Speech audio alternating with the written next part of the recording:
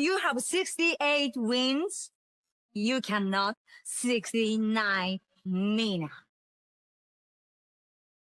Hey everyone, it is the center of attention, Brittany Brooks, and you are watching Simply Reliable Studios. Come on over, Simply. I'm being see, earlier I said something stupid to him, and now this is my receipt. Okay. Sabu's just sabotaging you. Yeah. He sure did. Hijacking. Yeah, he's taking over. Hijacking is a better word. You're right. Good luck. What up, everybody? This is the People's Babushka, and you are watching Simply Reliable Studios. Shout out to Simply Reliable Studios making their Symphony debut, sponsoring this match and the entire Dragon Kai demonstration. What's up, everybody? It is the hottest flame, the realest Hogan, the bionic baddie, Kiera Hogan, period, and you are watching Simply Reliable Studios. Say his name and he appears. I believe in Noah. I believe in Datula. The Meltzer of the multiverse. Who the fuck wants to compare themselves to another? How much of a mark do you have to be? You couldn't even pick a professional athlete. You went with a fucking journalist? Grow up, man. We just want to say thank you to Simply Reliable Studios for voting us as Tag Team of the Year. Of course. Because you know what they say, right? If you can't swim, You're bound to drown. Tonight, she is sponsored by Simply Reliable Studios from Orlando, Florida. She is everybody's favorite BFF, Izzy Brodido.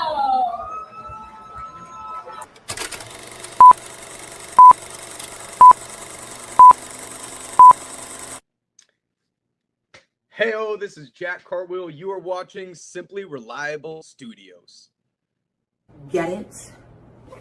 Got it.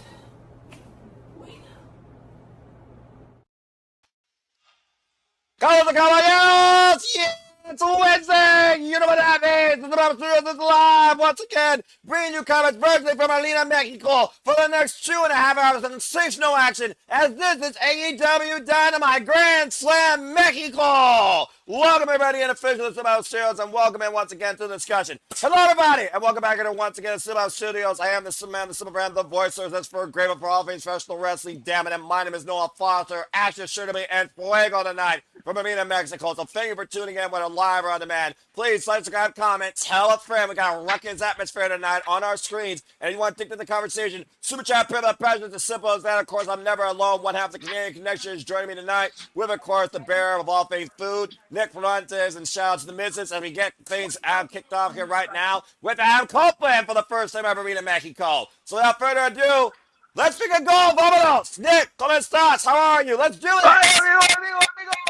Vámonos. Rápido. We're in Arena, Mexico.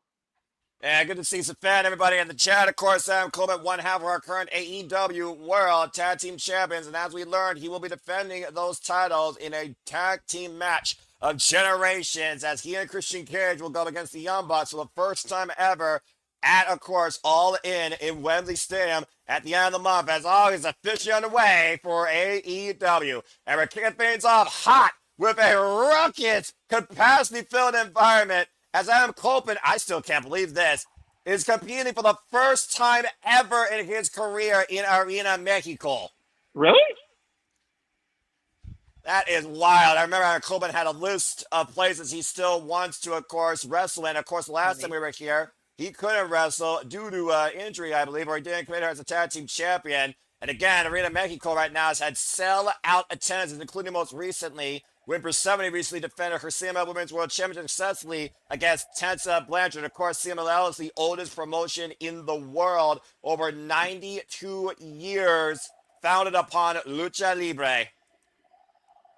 And whether you're in English or whether you're in Espanol, everyone can freaking acapella Metalingas, as right now they are serenading the Rated R superstar. That's crazy. The fact that they're serenading Metalingas in Arena Mexico, that's crazy. Goes to show, again, Nick, how much wrestling transcends the world. Man, they are nailing it. Wow. That was really good. Shout out to Arena Mexico for doing that. Muy bien, bravo. Very well done. And of course, not the first time we've been down here in Mexico. And here comes, of course, his asshole. As, of course, the other half of our AEW Tag Team Champions. Everyone's Father of the Year. Or Papa, Christian Cage. Hey, it's Papa. I like that, Noah. Yeah, I try sometimes. Yes. This is I mean, not to kind of go so far, I mean, because it is Christian Cage, but there's a stacked card tonight. There's a lot on this card.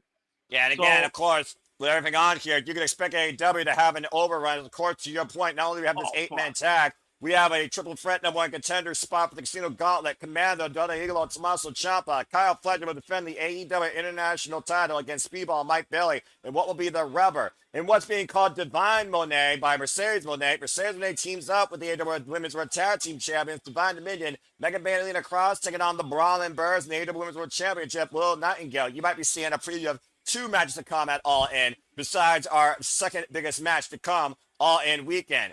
And of course, Mystical, Jericho, and Darby Allin will form a trio tonight for the first time ever, taking on the Don Callis family's Hechicero, who holds the CMLL Men's World Championship, the Jet Kevin Knight holding the TNT Championship, and the former reigning defending Continental Champion, Kazuchika Okada, of course, was trained by Ultimo Dragon on Excursion. We also have a demand, of course, to defend the AEW Trios Championships against Hangman Page and Brodido. Good fortunes might be on the way for Bandito once again here in Mexico. Persephone, of course, will go one-on-one with Kris Statlander after these two have been a thorn in each other's sides ever since the crowning of a new TBS title during that 6-way, where Shida won, and of course, Maya World now holds the gold and is the face of TBS. And of course, last but not least, Mark Davis will go one-on-one with Will Ospreay once again, and this time in a Mexico City street fight where there will be no outside interference. That and everything else you heard tonight from Arena Mexico for Grand Slam Dynamite. And to your point, Nick, stacked hard to say the least. So, we should make it noted that I believe it was reported that tonight is sold out in Arena Mexico. That is correct. Sell out Arena They've Mexico. been selling out lately in Arena Mexico, actually. 10,000 plus capacity. Yes, but the fact that AEW went in there and for the second year in a row made the show sold out.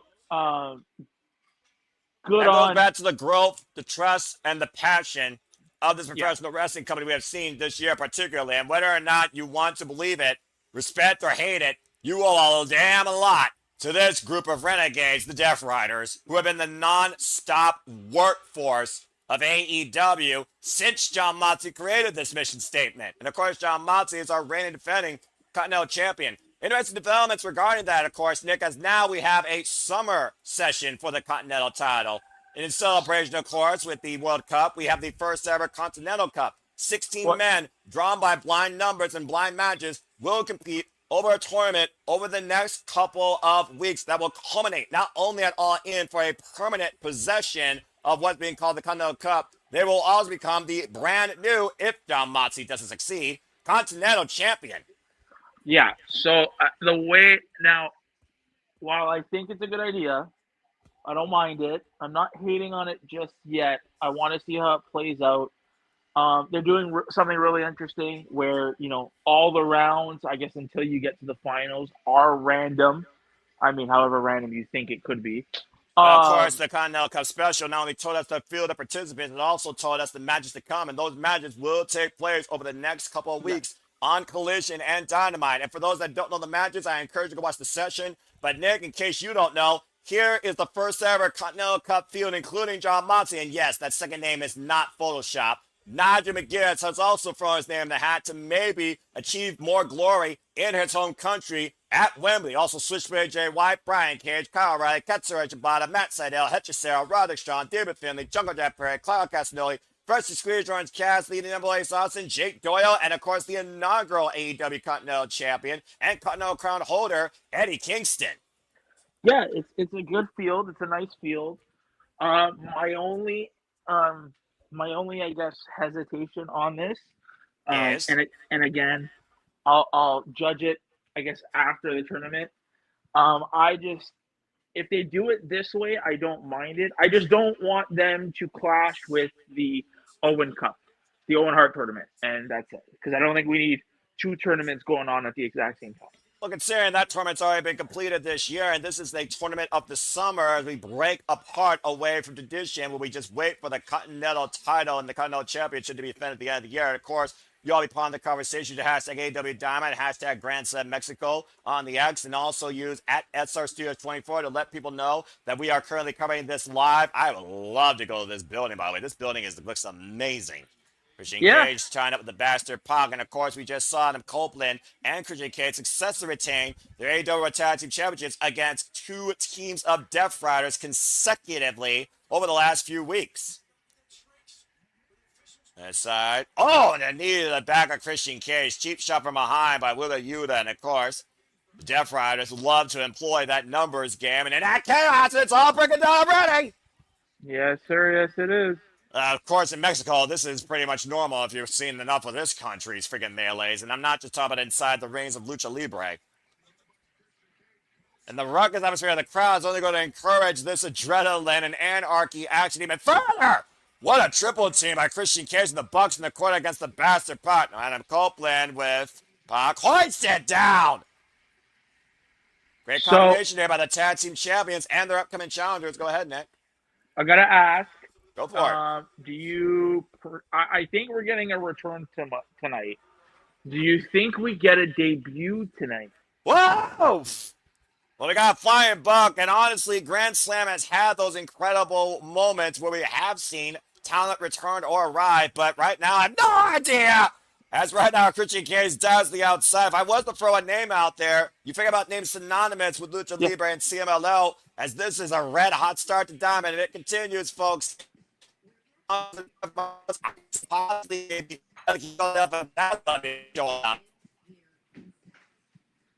continues in full picture or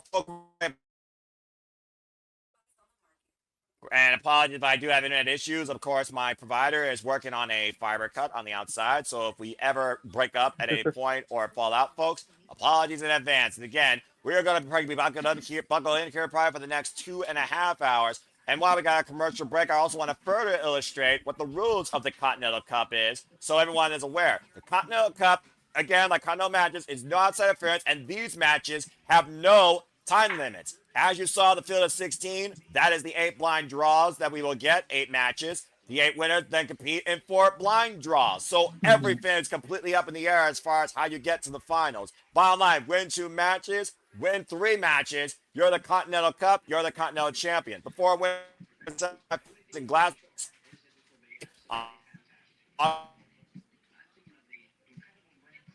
Uh-oh. I think Noah's going robotic on us. Am I? I think you're back. Nope, you're back. Okay, I think you're all good. Right, we good? All right. And the Cup final will take place at Wembley Stadium at All in London, August 30th, where, again, the winner not only receives the Continental Cup brand new AEW Continental Champion. Yeah, again, it's having this tournament in the summer, and then you have the Continental Classic in the winter.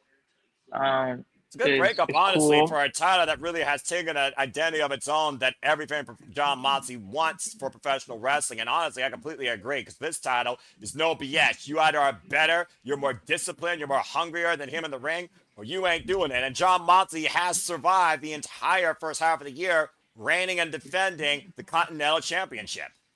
You're right.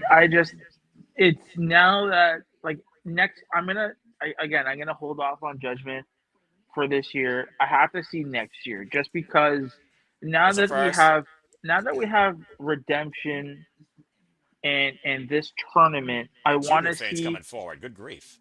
Yeah, I want to see how he spreads everything out. Like, again, I know that the Owen culminates at Double or Nothing, and then goes to Forbidden Door. They've been juggling between the two, but honestly, it's between that season that we get the Owen Foundation tournament. Not sooner, not later. I know, but now that we have, again, I think what didn't help this year was having that this year with Redemption, it being a new show, it didn't have that big match, regardless of what you thought of Kenny and Kevin. So I want to see how they incorporate everything next year.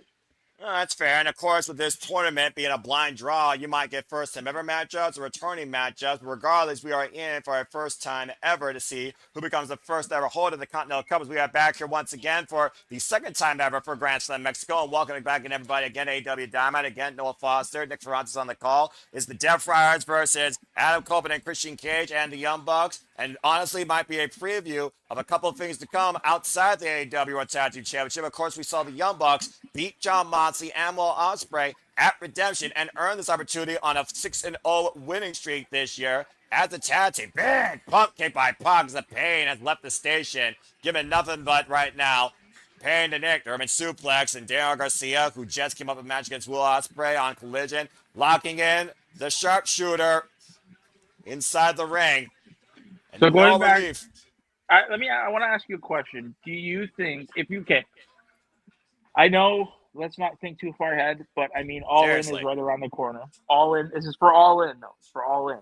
Yeah, of course, All In. To your point, we are 25 days away from going All In, the biggest combination of professional wrestling for the summer season.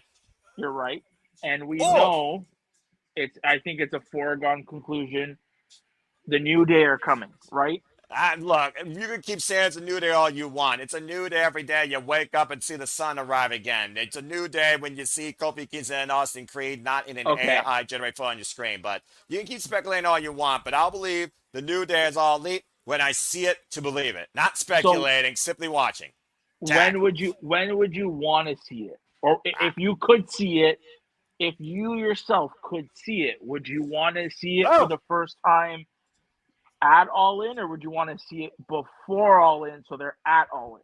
Right now, the biggest two tag teams in AEW are the Young Bucks, Adam Copeland and Christian Cage, no matter what way you freaking slice it up. So at this point, save it till after the fact. If you're going to have a new day, you're going to have a new generation or a new ally or a new adversary in this tag division. You do it after the biggest match you booked so far. Big Chair out of nowhere by John Moxley and Adam Copeland. So I say save the new day after we see who leads this generation of tag team wrestling AEW to come between Adam Copeland and Christian Cage and the Young Bucks. That should be the biggest focus right now of the tag division. You just got the Motion Machine Guns. You don't need anything else. And to your point, Nick, the blind draws have put Jungle Jack Perry against John Moxley for the first time ever in the first round, and that will be next week on Dynamite.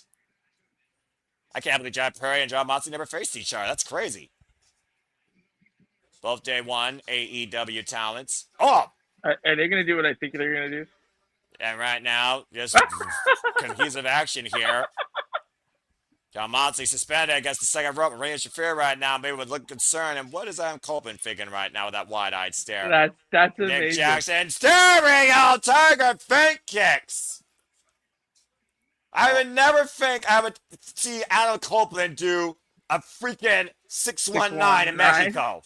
Yes, that was amazing. Christian Cage to the top, diving head foot connects to John Moxley's heart. Big elbow drop by Nick Jackson.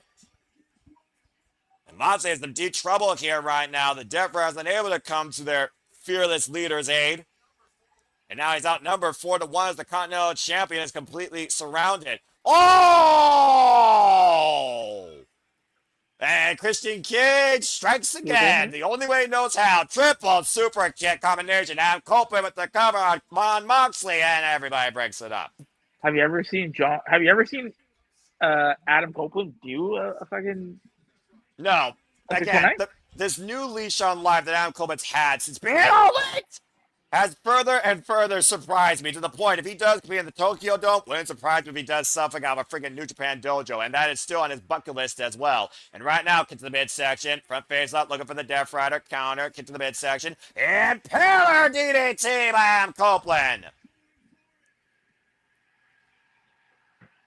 Oh, jeez, this has broken down every way from Sunday. Come on. Well, I mean, hey, Arena Mexico has never seen the Radar Superstar with this opportunity live. Oh, there's a Marisha Fear. And again, just ripping away the hair right now, blatantly from Bryce Rensburg. Christian Cage pulling Marisha Fear off. Okay, I didn't know if I want to see this match. Oh! Slap the oh, right in the V! Christian Cage kick Maria Shafir right in the V! Is that considered assault in Mexico?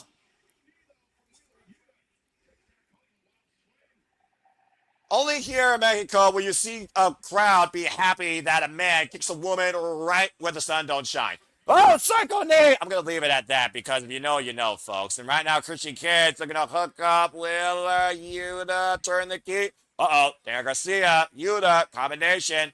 Oh, man. Good teamwork there. Super kicks by the Young Bucks, wipes out Garcia. Yeah, Inadvertent super kick to his brother, caused by Willa Yuta. Young Bucks being the Young Bucks, which is nice. Well, I'm about to say, Young Bucks again, they've led this generation their own way. Sliced bread off his brother. And the knee strike follow through. DDT.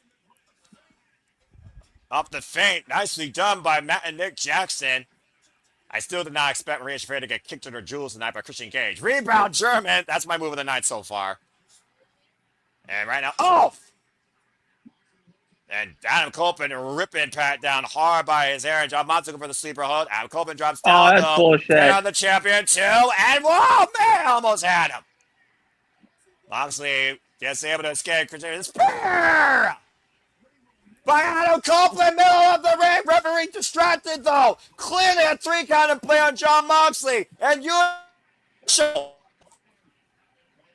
that would have been a 3 count for Adam Copeland on John Moxley if it wasn't for damn freaking Yuta. Meanwhile, inside the ring, Pac, Howard with the hammer throw off the rope, swinging a miss. Uh-oh, and inadvertently it connects with Nick. John Moxley, though, deep, schoolboy roll up, got the time, Step Runner, steal it! Oh, wow.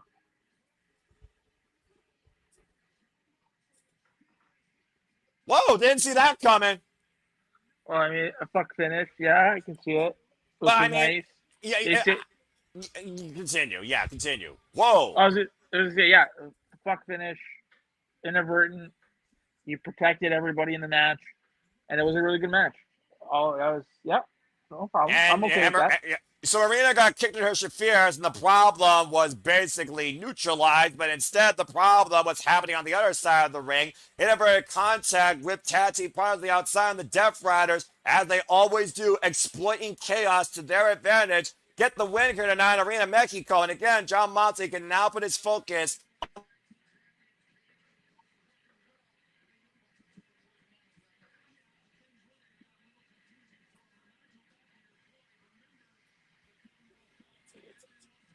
And of course, the AEW Tag Team Champions will hang in the balance at Wembley Stadium, August 30th. Cajun Cup defend against the Young Bucks as Matt and Nick Jackson right now are trying to apologize for what just happened. And that might cause a little bit more tension here, Nick, with these two teams. Should be, yeah. I mean, we have to build up. It can't be all about I respect you, you respect me, right? I'm about to say you have like 4 weeks, 5 weeks to put, as much heat as you can in this match. And I think it's first time ever tag team matchup again. Like I said, it's a generational dream match for tag team wrestling fans.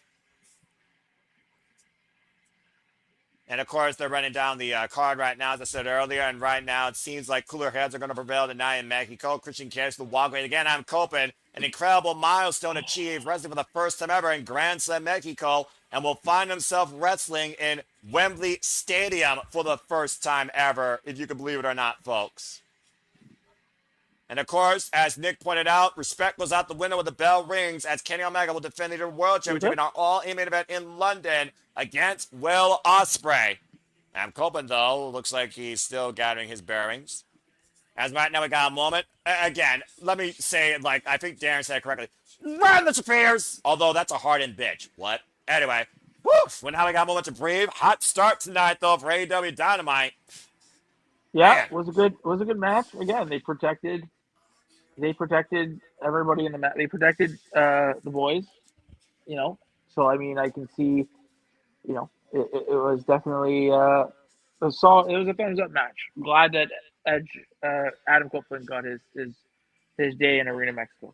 Yeah, and will it be his last? And will it be his last days to come as AEW Tag Team Champions? We'll find August 30th. Of course, we look towards our main event, Nick, again, the history of Kenny Omega and Will Ospreay goes all the way back to over a decade ago when it comes to the pride of these two men being the best, but not letting the belt get in the way of their friendship ever. Kenny Omega with his proverbial idea that Will Ospreay wanted to do what Jon Moxley instructed.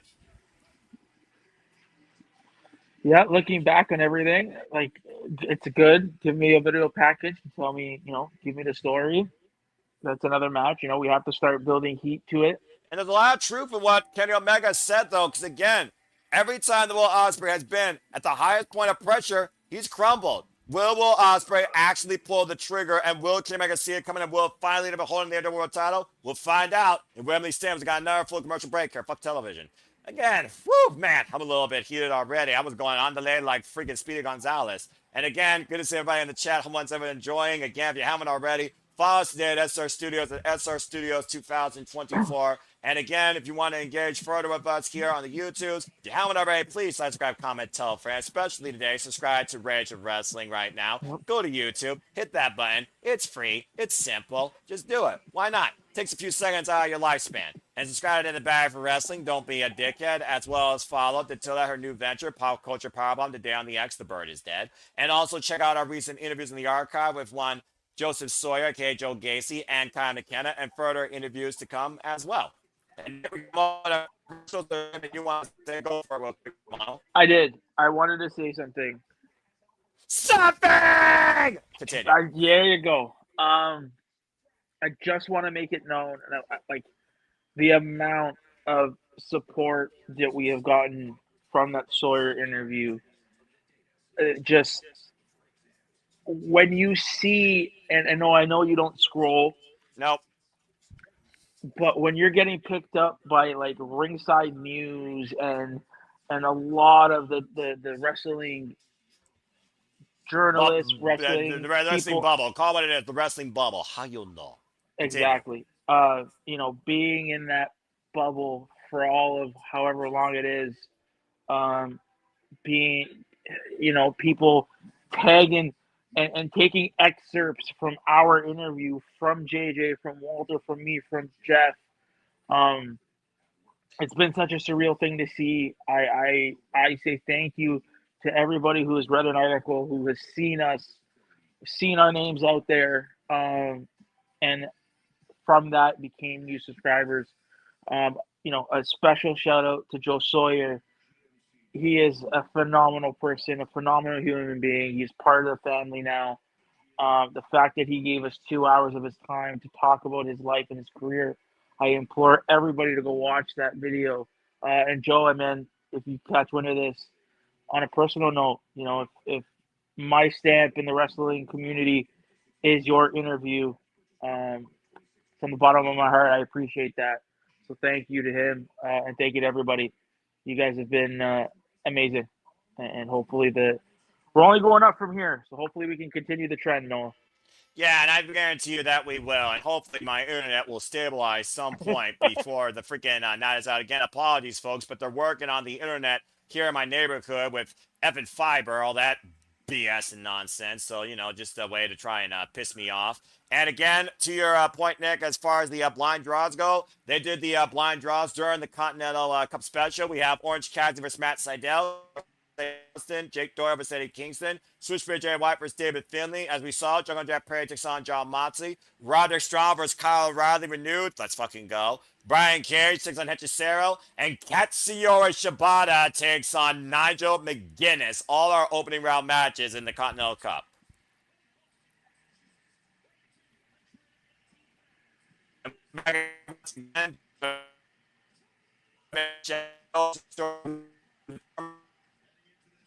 Oh, Noah is robotic. So if you guys didn't hear from Noah, because Noah's still robotic, up next, it seems like we have Tommaso Ciampa coming out. Noah, are you good? I don't know, am I? You're good. Okay, it's gonna be one of those nights.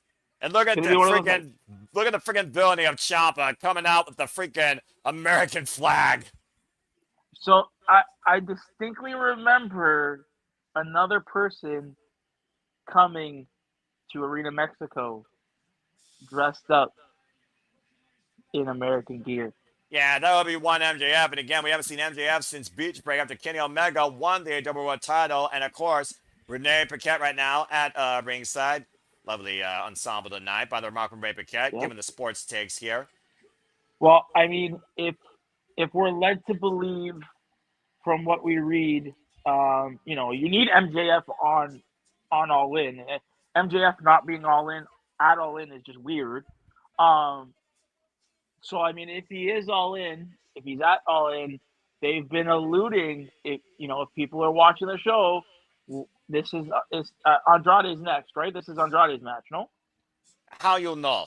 Of course, Exactly. Andrade El Idolo, current AEW National Champion, earned the opportunity for this #1 spot, as we heard last week on Dynamite, with the win of the national title. And of course, Suggs defending it in that triple threat. Commander, of course, earned his way into this matchup after his win on Collision, despite the fact he lost to John Moxley for the AEW Continental Championship, of course, last week on Dynamite, but beat Jay Lethal on Collision. And Commander, no stranger to Mexico, I'll tell you that, or Andrade El Idolo.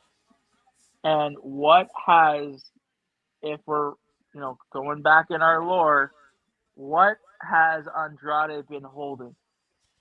MJF's Diamond Ring, as I talked about earlier. And again, we have not seen that scumbag show up since Beach Break after Will Ospreay seized the ring from the former champion. Referee for this contest, the ever-remarkable integral Aubrey Edwards. And Aubrey Edwards, also bilingual, loves, of course, officiating down here in Mexico and has done it for a multitude of events in CMLL.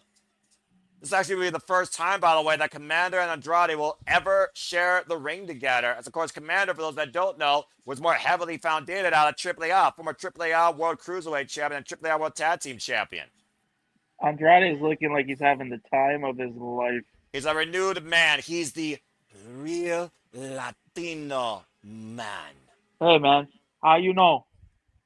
How you know? How you know?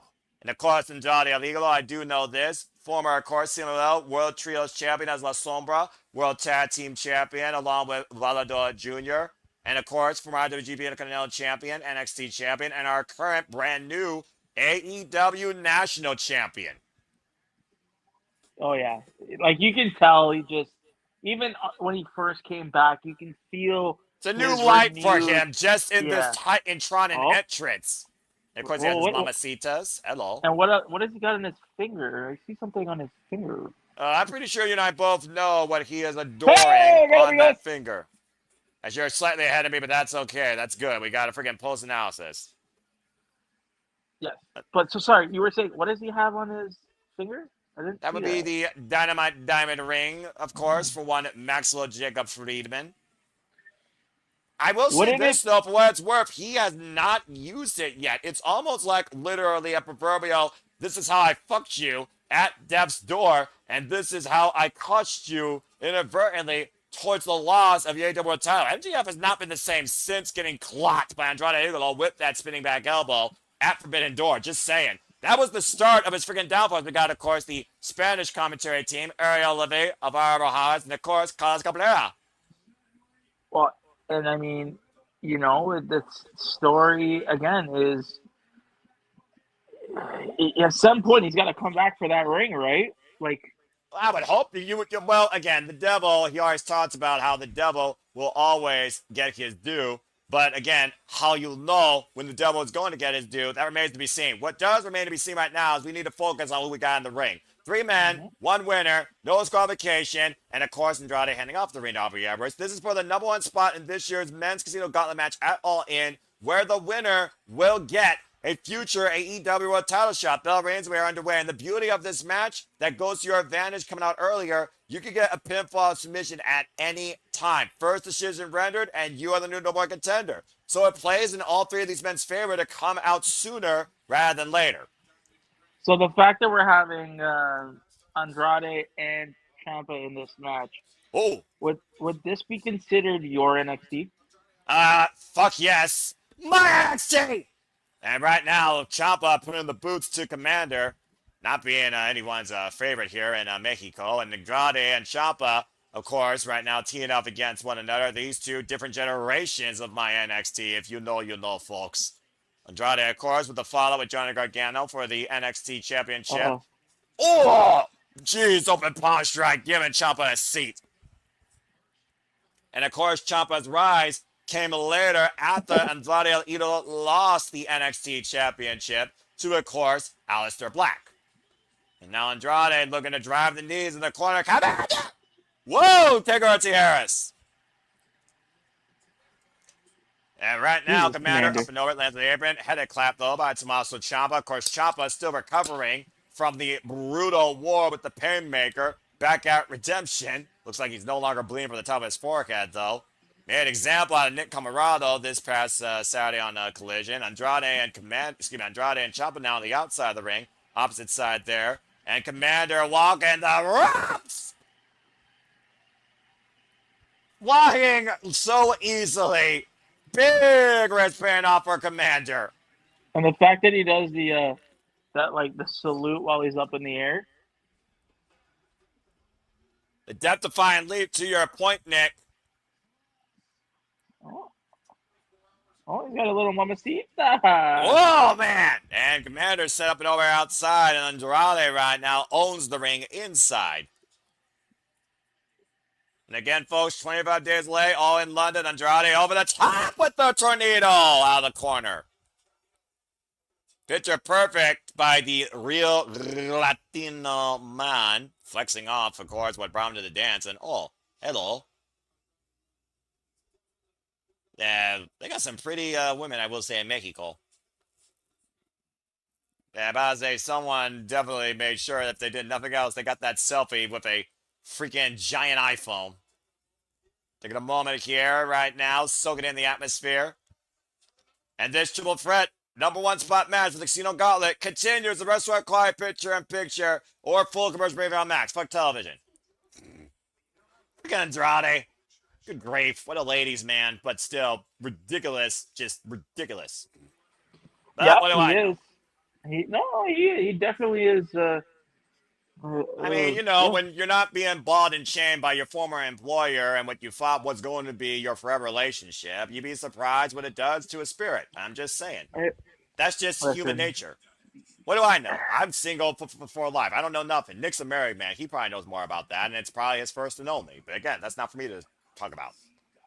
Listen, if you're there at the other company, it's we have to remember we were in a time, and we're still in a time that a lot of these wrestlers coming up, their dream is WWE, because when they were younger, there was nothing else. I think, you know, when this generation now grow up to be older and get into wrestling, you're gonna see that, you know, WWE might not be the desired dream destination. It might be to main event All In, right? So, I mean, if people are choosing to go there, it's their choice, right? It's just you have to be prepared for what's on that end. And if you can handle it, you can handle it. Some don't, and some just can't, or some just, you know, like we heard with the Gacy interview, right? Like, you know, his dream was to get to be in WWE, and then shit happens, right? I mean, you know, again, it doesn't work out for some people. It's just one of those things that, you know. But sometimes people are better for it. I mean, again, we have to take in Andrade, for example. He went New leaves on life. He went from WWE to AEW, back to WWE. It's almost like baptism by fire, for being perfectly honest here. Right? And then you have people like Ciampa, who their careers just were in WWE and it was stagnant, comes to AEW, and again, has a new lease on life. Yeah, that's true. I hear you. Trust me. I get it. But, you know, it's just one of those things where I'm just like, things happen, but it's a matter of what you do, you know? Yeah. How you'll know. Ooh. I think you guys are back. We're back.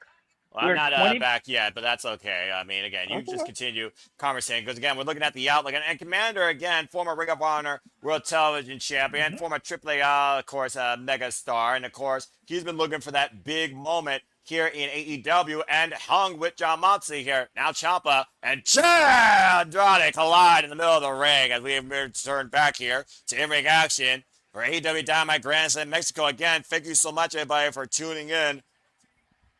And we are 25 days away from Wembley Stadium. It's anybody's game right now. As we look at the replay here, Commander again, death-defying leap inside and caught a jumping knee by Ciampa. Anti-air raid crash of sorts by the Cycle Killer against the Master of the Ropes. Now we turn to live action as Andrade and Ciampa are squaring off here. And we talk about all the time, Nick, again, number one spot doesn't necessarily mean you're out of it. It just means you might get the best chance. But imagine, oh man, short-range clothesline. Imagine one of these other two men that lose tonight being the number 2 man inside the Casino Gauntlet. How ironic would that be? Yeah, it would be. I mean, this is you're getting that first entrant, right? He necessarily first is never, in some other places, first is good. Oh, wait a minute. Andrade might be looking to give everybody a show, and Aubrey turns around as the pants calm down. Oh, yeah. That woman, she got her phone out for that. And she was like, well, you know what? I'd rather not hear those air horns. They are horrible for Fantastica Mania. Gets to the midsection, Andrade lightening the load on his body, and now trapping Commander in the German suplex hold, pops the hips, send him over for the second time, obviously channeling his inner Eddie Guerrero, one of the all-time greats. Believe it or not, folks, Andrade Alito has not been involved in CMLL since 2023 when he lost to Valado Jr. Really? Tres Amigos by Andrade Alito. Eddie Guerrero, be praised. Oh, what a heel move. I love the Eddie chants out here in Mexico. It just seems like it's so damn right. And, of course, Eddie Guerrero, the spirit of the man that brought the Latino. Oh, man, right in the huevos. Nasty landing for Andrade by Ciampa. Ciampa, again, the anti-hero tonight. Also, bang! What a knee strike. Honestly, the anti-hero of anyone's story. But that's what his shadow tells. His own story. Mm-hmm. And Ciampa right now holding the pants of Andrade. And what is this? Is he just driving down? Okay, I haven't seen a man attack pants since Ric Flair, I think. He's attacking the pants. Oh! Project Ciampa with the double knees. Proverbial cover by Ciampa. Whoa! Went for the 450 and Commander crashed. Ciampa spotted him, though. Hoisted up and uh-oh. Oh, man! Project Ciampa cover on Commander, and Ciampa is not yet the number 1 entrant. Nope. Again, we saw the way Ciampa was trying to embarrass Jericho back at Redemption at the expense of the mascots of that freaking hockey team, and it bit him in the ass. I'm not surprised that Ciampa took this route tonight, Nick, for being honest with you. Oof! Big knife edge chop by Andrade, meeting Ciampa here in the corner. Jesus, right now, that was a big sequence. I'm about to say, something's got to give her sooner rather than later. Andrade, off! Knife edge chop. Last time Andrade and Tommaso Ciampa shared a ring was back in WWE in 2025. Their first ever encounter was back in 2020 for Commander. Oh, man! Beautiful Escalera by Commander, taking Andrade off the top rope. And now Ciampa has Commander hooked up for the avalanche. Air crash! Ciampa with the cover on Commander, and Commander kicks out at 2.5. Ooh. I don't know how Commander survived that. He was floated up like an accordion. Goes back to, again, the merit of this young man. As the match could end at any time in the Casino Gauntlet. Don't you freaking jaw-jack Aubrey Edwards, Ciampa. And oh, Jesus! And the knees in the corner, and somehow Aubrey Edwards just dodges his ass. But now the cover, Andrade to Ciampa, and Commander breaks it up. Aubrey Edwards takes no shit. Do not freaking argue with a Hebner. Okay. I like this. Good job for Aubrey, by the way. And throw, average whip, out of the corner, cartwheel, moonsault, stand, Ciampa, fall through. Oh, man, that's me back, yellow clot Ciampa. Andrade, non-intended target, though. Commander up and over. Poison Rana to the national champion. Commander right now with Hugh Woo almost lost his footing there. Might be looking for the... And the Lito Andrade, though, grabbing Commander into the DM. At the ring, Andrade's a common threats. Andrade is number one entrance. Okay. Interesting. What a hot sequence to the finish there. What a hell of a homecoming to Arena Mexico for Andrade El Idolo. Andrade is the number one entrant in the men's casino gauntlet match, now at All In. And the timing of Andrade, impeccable here, Nick. And remember, Andrade came here for the world title. He may be one match away from finally getting his chance.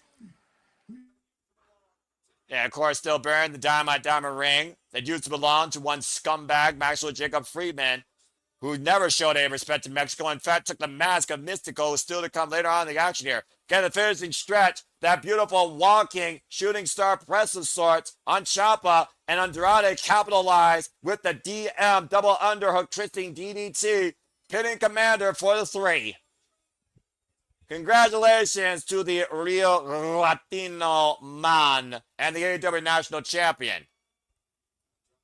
Dry right now, still getting in, got a microphone in hand, and might have a question for us here.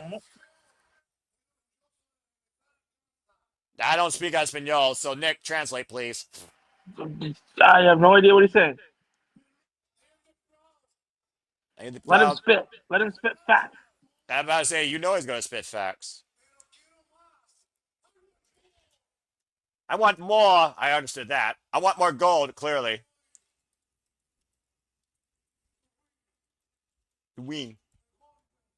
Hold on. At All In.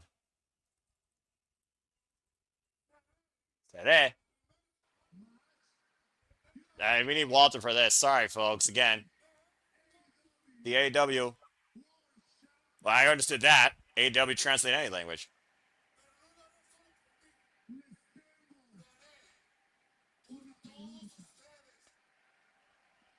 I'm guessing he wants to win this for all the people that followed him, even here in Mexico. Yep, there it is. I heard the Mexico. I got that part. Yeah.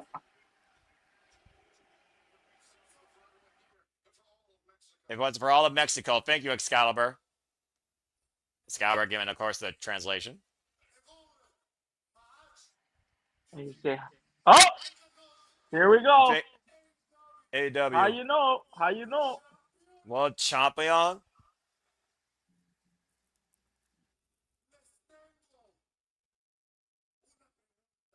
I know what that meant. I got one question. And now he says in English, one question. And I think we all know what that question is. Wait, let me think about it.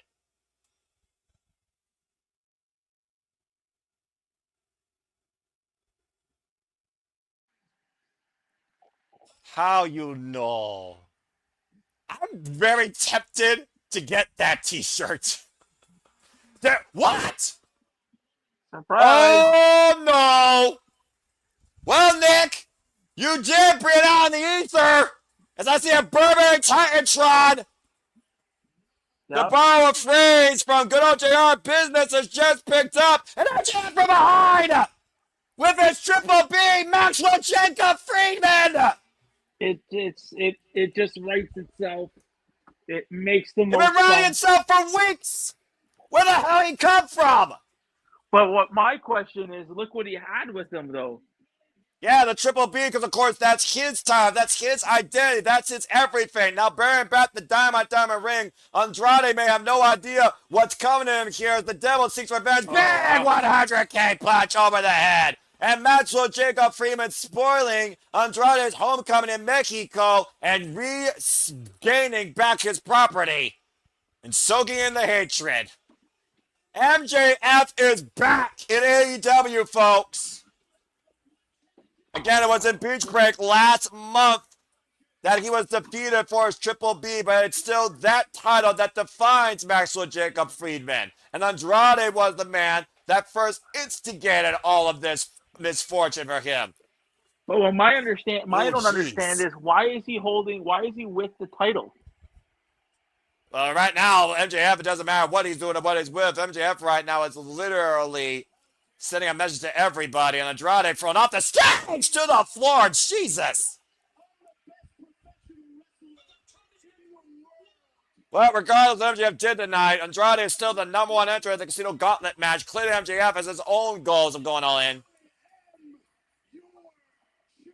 What? That's the trash of this piece of shit country. MJF, of course. Out of this arena right now. Looks like MJF's going to take center stage here. Aubrey Evers checking on Andrade. And they're saying puto, in case y'all don't hear that. How dare you? I'm an American hero. I'm the best professional wrestler in the world. What? And make no mistake about it, I am your champion. What? Proverbial denial, I think, right now, Nick. You don't believe me? Por qué? Let's talk about the fact that beach break. I had that piece of shit, Kenny Omega, dead to rights. I had the match won. I knew he was going to come back here with sour grapes eventually. With that talent hack. Well, Ospreay got involved. It's thanks to Ospreay that paper chain Kenny Omega walks around with that toy belt. And then to main event, Wembley Stadium. That was mine. That was his main event. Yeah, MJF is apoplectic that he's out of the main event at Wembley Stadium, to no one's surprise.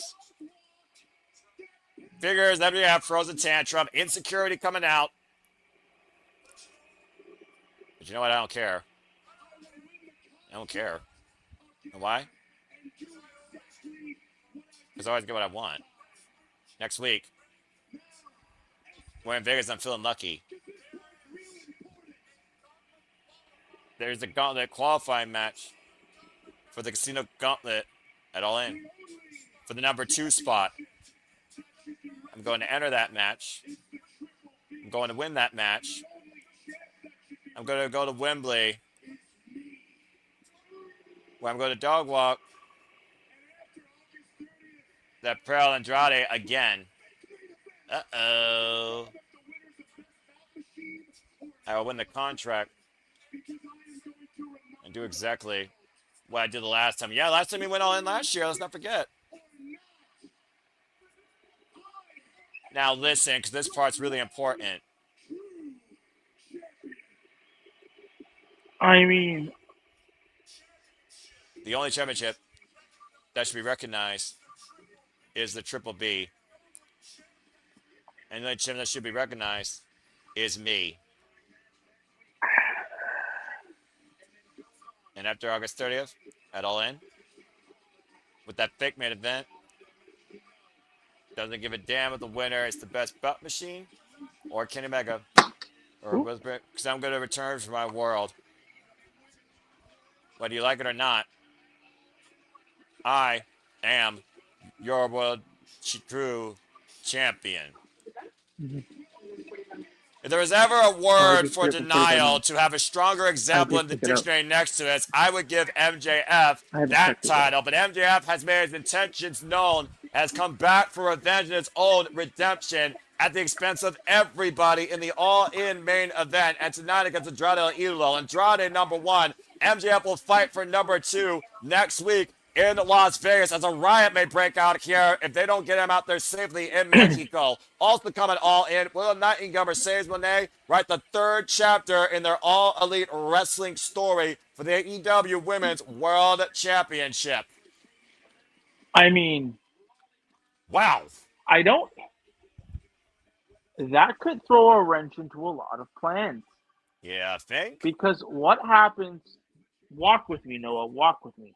I'm listening. MJF gets the 2nd entrant. MJF wins the match. He wins the Casino Gauntlet match. He won it last year.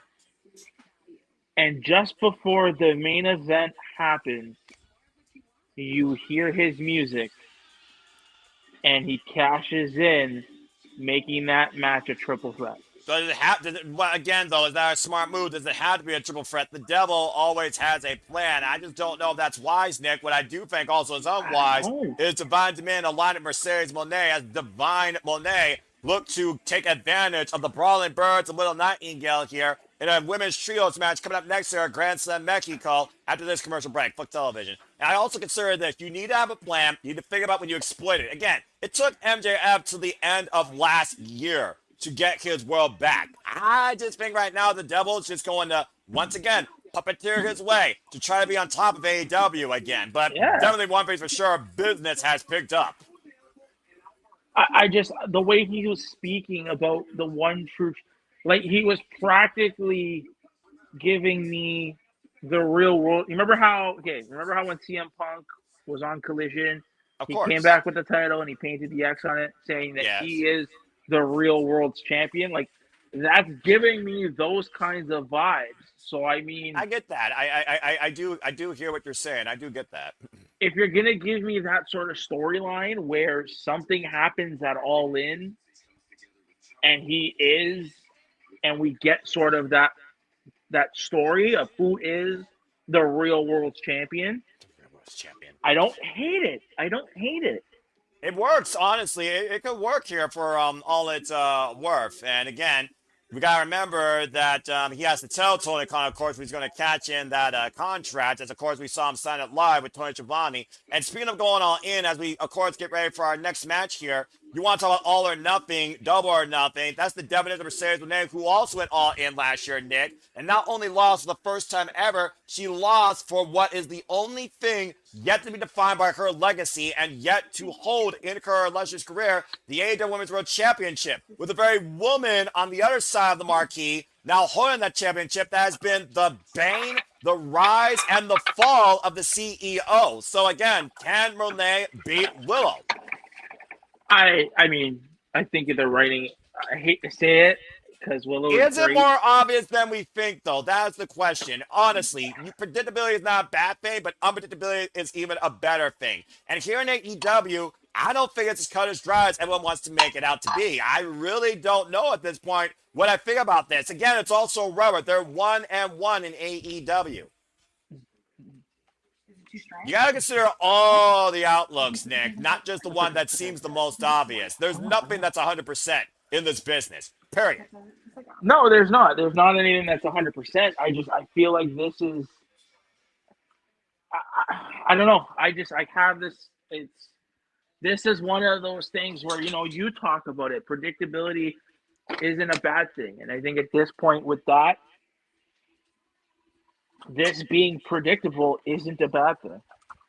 All right, fair enough.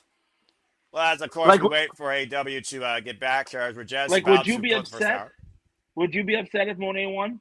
If she wins clean in the middle of the ring, absolutely not, because she would prove her merit. And again, her and Willow have only brought out the better of each other in and out of the ring. When you think about the fire of Willow on the mic, and speaking of bringing the better of each other, what happens when heaven meets freaking Athens? You get a divine dominion that has held dominion over the AEW Women's Tag Team Division, the freaking deity of the underworld, and this Amazon straight out of a freaking Greece gladiator movie. Megan Bayne and Lena Cross are undefeated AEW Women's World Tag Team Champions, Divine Dominion. I have not seen an opposable and freaking force, an opposition like this in women's tag team wrestling ever. Megan Bayne and Lena Cross, of course, came out of happenstance last time we went to Grand Slam, in case you forgot, Nick, back in Australia, and made short work of the previous champions in Harley Cameron and Willow Nightingale. And no one's been able to come close to take those titles off than Hyan and Maya World, the Sisters of Sin, Ty J, Anna J, and Tymel, and even Willow Nightingale and Harley Cameron in a rematch. Every team has been forced to bow down, but on the opposite side, Brawling Birds are also undefeated. I think it's going to take a couple of birds. I mean, hey, go celebrate with a pint. And speaking of Divine Dominion, say hello to the other third of what's being called Divine Moné. whether or not these two are underneath the CEO or sharing the same office with her like Twin Towers. Of course, our 2026 two-time consecutive Owen Hart Foundation tournament winner, Mercedes Moné, came back out of nowhere, took a spot in the Owen Hart Foundation tournament, and regained this chance to fulfill her legacy and reach immortality on AEW's grandest stage. It was last year in All In Texas that Mercedes Moné first challenged for the AEW Women's World Championship, and she not only lost, it was her first pinfall defeat in her AEW career. The downfall continued from there as the domino effect, as Willow Nightingale took her most prestigious title, the TBS title that she had for over 580 days. Oh, yep. Let's bring it go! I'm all for the birds! I love these two. Alex Windsor, Jamie Hayter, a style of their own. They drink, they fight, they don't give a shit what you think. It's always a good time at a hard day's night. And of course, Alex Windsor, Jamie Hayter became a tag team also after losing out of the AEW Women's World Championship shortly after last year, and have had their continual ways as a tag team and have put their names out there against Divine Dominion, who they believe have been dodging them. Well, they weren't dodging them when they cheap saw them on freaking Saturday night.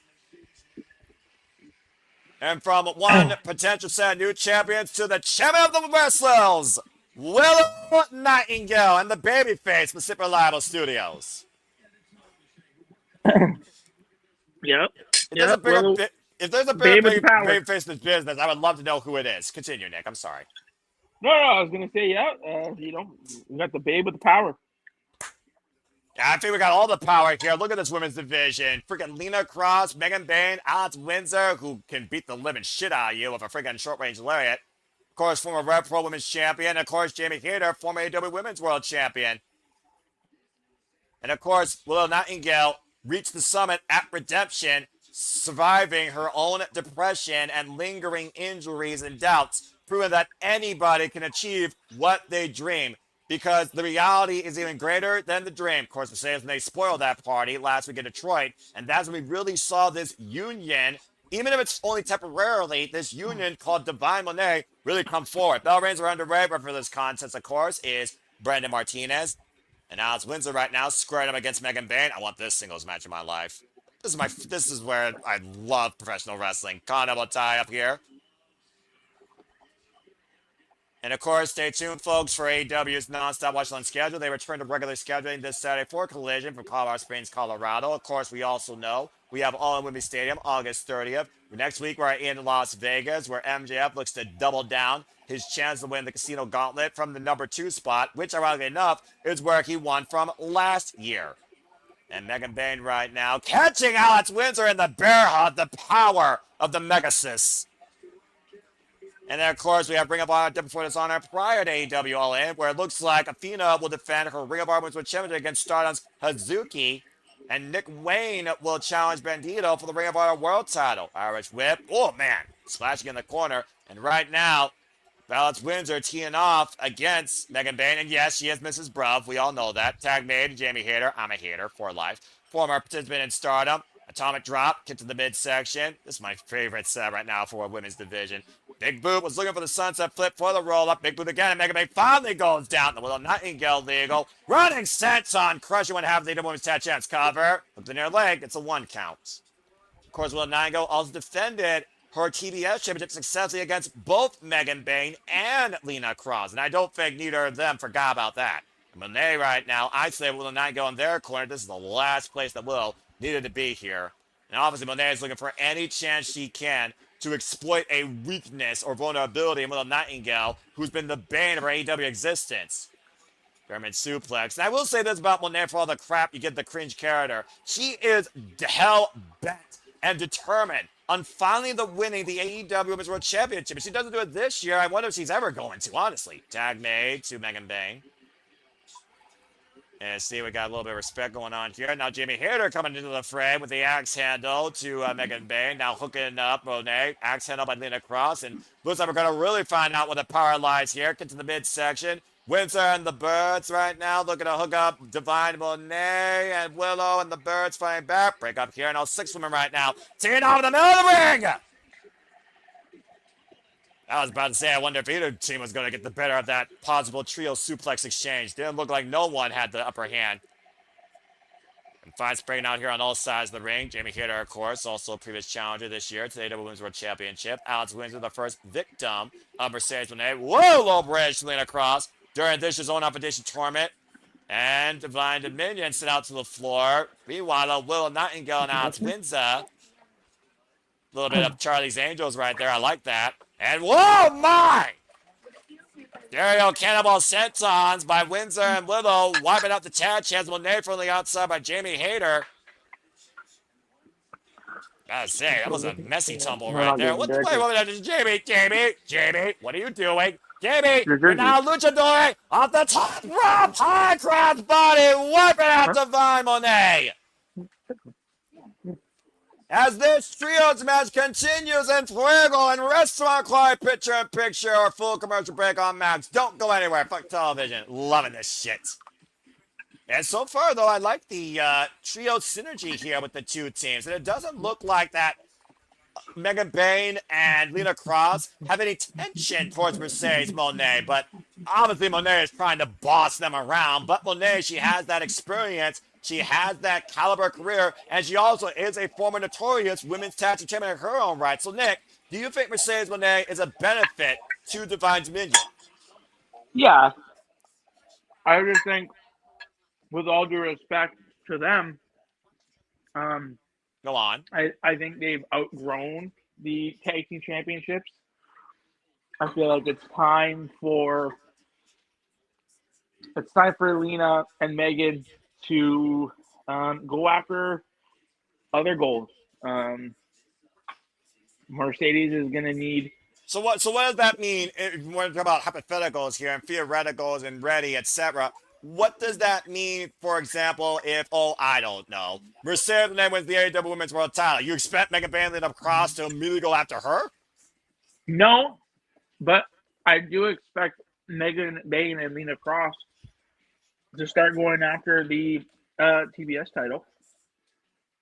Of course, that's currently held by the It Girl, Maya Rose, who sets to retain against Carl Shida, thanks to the assistance, able to retain against Persephone, thanks to the freaking assistance of one Kris Statlander, as it looked like she number 7 looking to once again work together at the expense of their opponent. Again, if it wasn't for Carl Shida, I don't think that if it wasn't for Persephone, I don't think Carl Shida ever would have been the TBS champion against Kris Statlander, honestly. I think Kris had her number. Yeah, but, Maya needs challenge. Like, you put the title on Maya, which is great on you, but now you need to give her some challengers. We need to see how she does. She needs to sink or swim. Well, we talked about, again, her potential here. And, again, she's only made it really to this point of her career. Only 3 years involved in this business. She's only been involved at this point of pressure in the game, Nick, since the freaking Owen Competition tournament. Just saying, man. It's only been 3 months. I know, but you're putting the TBS title on her. There's a level that you need to be at with that. And we need to, we're at the place where this is the best wrestle. We say it every week. Well, they say it, but it is hard to argue with the in-ring work. But here's the thing that we say, Nick, and let's be honest with everybody here. We agree that AEW has the strongest in-ring capable work ethic showcased on a weekly basis, if not on pay-per-view. Where the best wrestle is a substantial, subjective, proverbial merit. But I will say the AEW pay-per-views are probably my most enjoyable. But to say we're the best wrestle proves that merit of how many want to be the best. And I think that's the difference when I look at professional wrestling on the 2 highest stages. With how many get the chance or want to take that chance or are willing to take that chance versus the others that are complacent. Pounce! What a collision! You're right, but it's not the fans that are saying it's the best wrestler.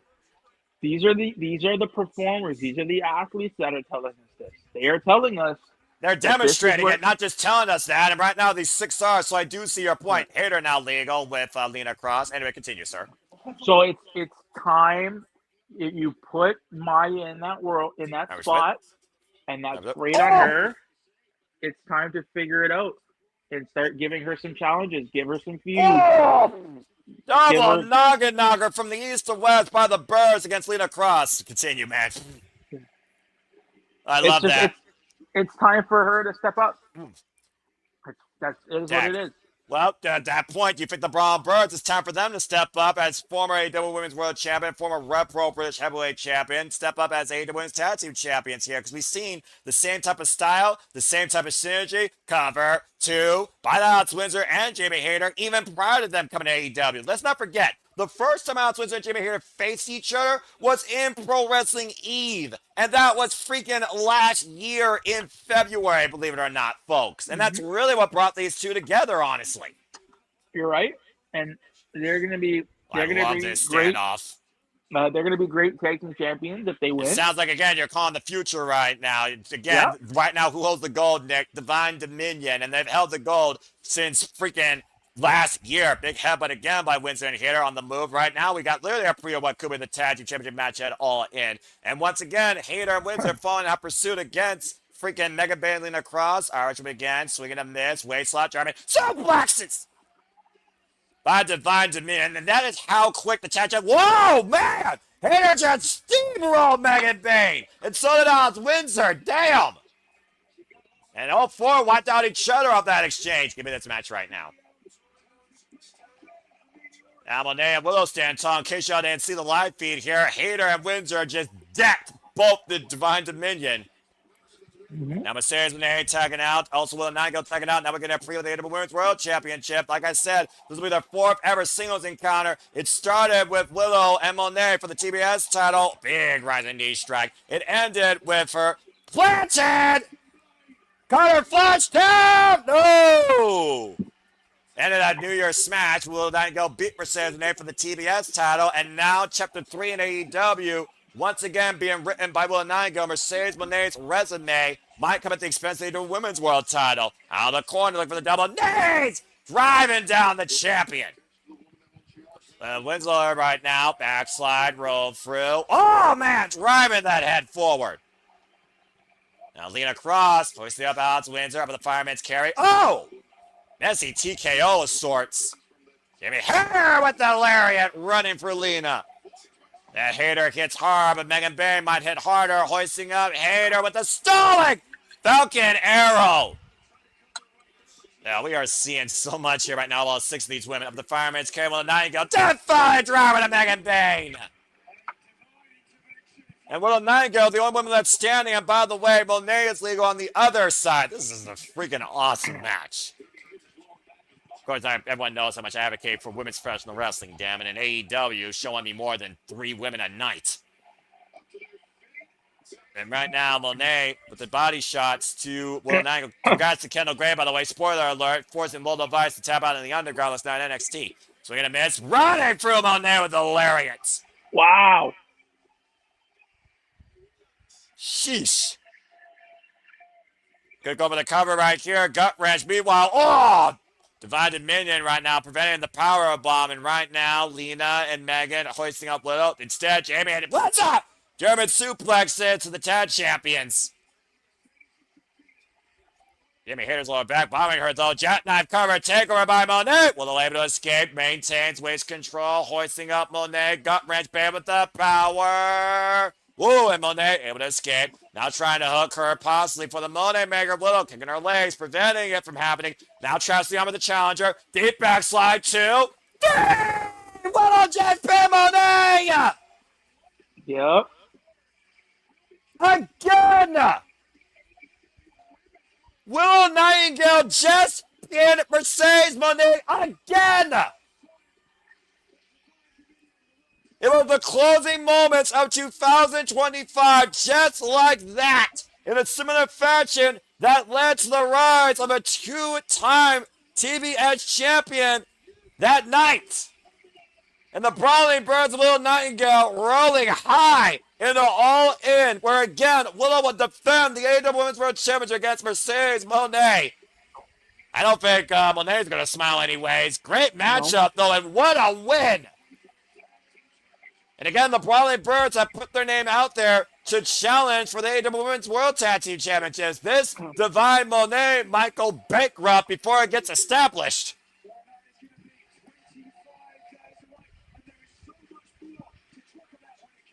That's the first time also, Nick, to interesting point for you. Divine Dominion technically just lost their first match, and they weren't even involved in the decision. Well, that just means I think I think the Birds qualified for challenge for the titles. I'm just saying. I would be a betting man to say that will happen. And I think my wishes just got granted. It's official.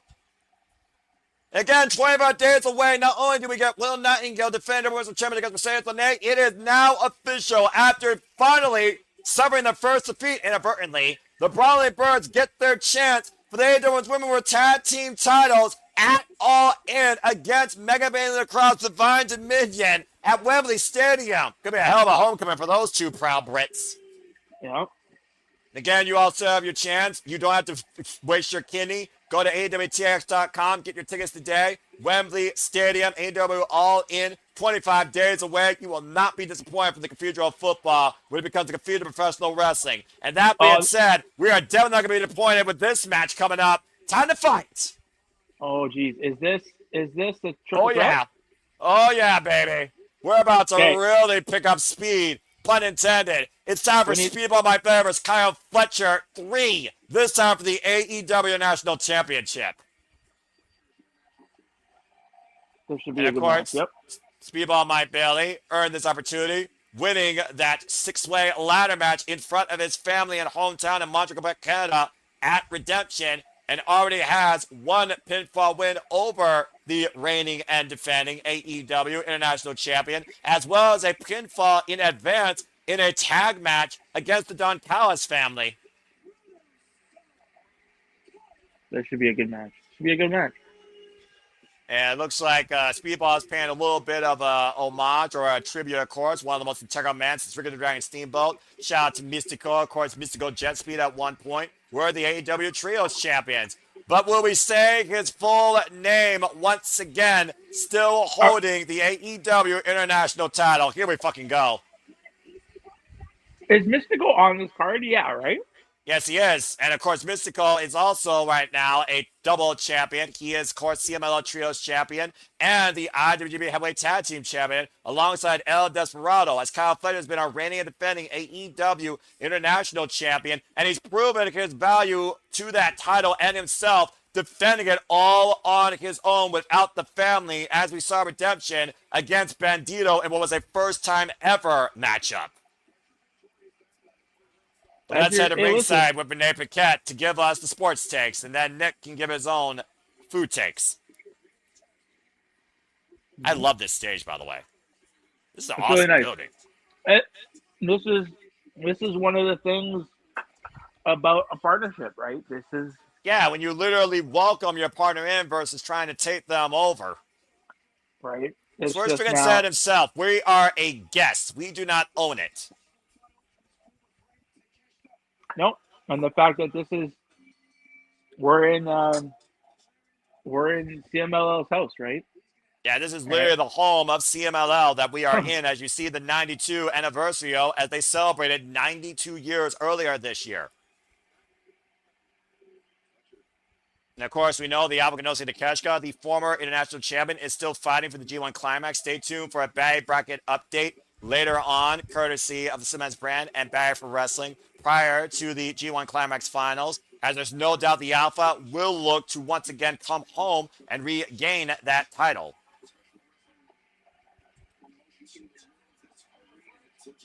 Yeah, Speedball Mike Billy, though, he's going to have to be well prepared for what Kyle Fletcher's been able to do since the last time they faced each other. This match is underway. The last time they faced each other, by the way, Kyle Fletcher got his win back from the Continental Classic. We had defended the TNT title successfully in March against Speedball Mike Bailey. So we have to give Kyle his flowers because Reverend Condis, Paul Turner, continue. He took a situation and made it his own. Like, we have to remember that he was supposed to be with Kyle with Davis, right? And then Davis got hurt. Yeah, exactly. And instead of just sitting at home, Tony put him in a singles role, and you see him took a chance on him in a totally different light. Like, I'll say it. I don't mind saying it. I see a future world champion. I see when I look at Kyle Fletcher, I look at the guy that's going to take the belt off of Ospreay if Ospreay wins it. Well, Like Kyle Fletcher has said on multiple occasions that he wants to be the guy that's the face of AEW. Much like Sky Blue, both Sky Blue and Kyle Fletcher have been made and defined AEW, and they want to further be the faces that run the place. They want to push AEW in the future. Sunset Flip by Speedball Mike Bailey. It's a 2 count here. Again, don't blink, folks. Flash may happen at any time. Don Callis at ringside here. Hand, spring. Woo, what's a sweep the leg. Unable to. And Speedball Mike Bailey with the waist lock. Again, a Speedball match. You do not blink. Now trapping the wrist. Went for the open palm strike. Blocked it. Big open palm by the challenger right now. Getting the better of the champion. Kick to the outer hamstring.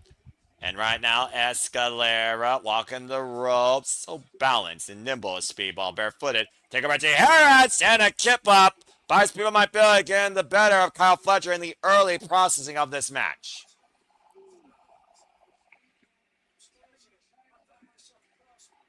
And of course, in Mexico, you figure about every arena is different, every city is different, every environment's different. It's got to be a red-hot day down there, and can catch him on the Tope Suicida. And the weather conditions in this place might affect the person as he laundered Speedball into the barricade. That looked like it sucked.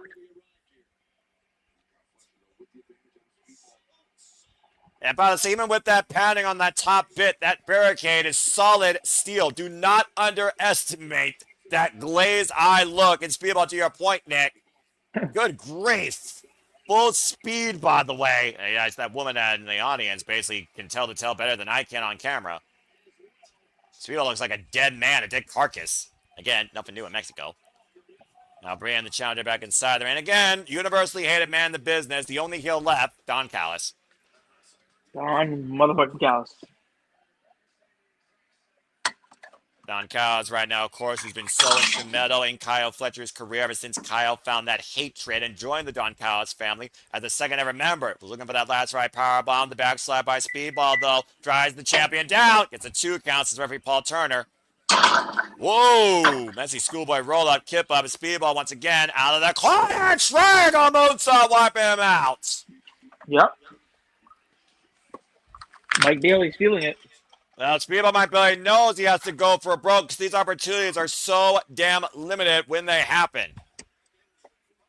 And right now, there's a great chance for Speedball Mike Bailey just to get some recovery with what's happening so far. First time these two-man face each other again was the Continental Classic last year. Speedball Mike Bailey got the better of the Protostar. Took 19 minutes.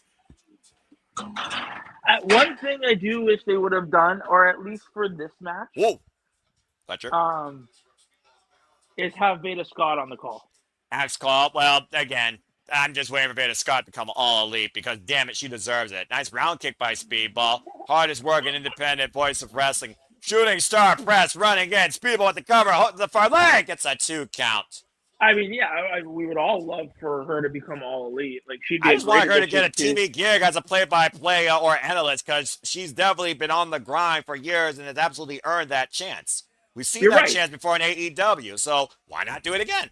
No, you're right, and I'm just saying, like, wishing, especially for a Speedball Mike Bailey match, when she is the English commentator for CMLL, you would think yeah, I do see your point there, but you know, and also bookings for all we know might be coming to play because she's always booked everywhere else. I mean, she's the freaking analyst voice for New Japan, and so oh my goodness, Falcon Arrow. It's a no-go driver. Sarge kick at 2 out of the corner. I fit the difference there. While that was called Mr. Go Driver, he did not drive Speedball down high on his shoulders. That was more of a Falcon's arrow out of the corner, personally, in my opinion. But still, Speedball survived. Rolling to the outside right now. As, of course, the AEW National Championship hangs in the balance. Don't go anywhere. Fuck television. Fuck it. Woo. Fuck television. You know, maybe one of these days I'll stop saying that because I do wonder, honestly, does that actually prove anything besides the fact I'm right? Because we all say the same thing, but I'm like, yeah, maybe I'm just wasting breath. Anyway, I know I'm not wasting time doing this for all of you. Of course, we do this for all the biggest shows, specials, PLDs, pay-per-views across all things, professional wrestling. Damn it. What was that? Trailer? You know what? I don't know if he has one in here, but I think it's not a bad idea. Why the fuck not? Folks, stay tuned. We'll be back with you shortly here. This trail may be slightly out of date, but take a look at some upcoming attractions here at the Simple Bible Studios. We'll see you in a bit. And now for a taste of things to come.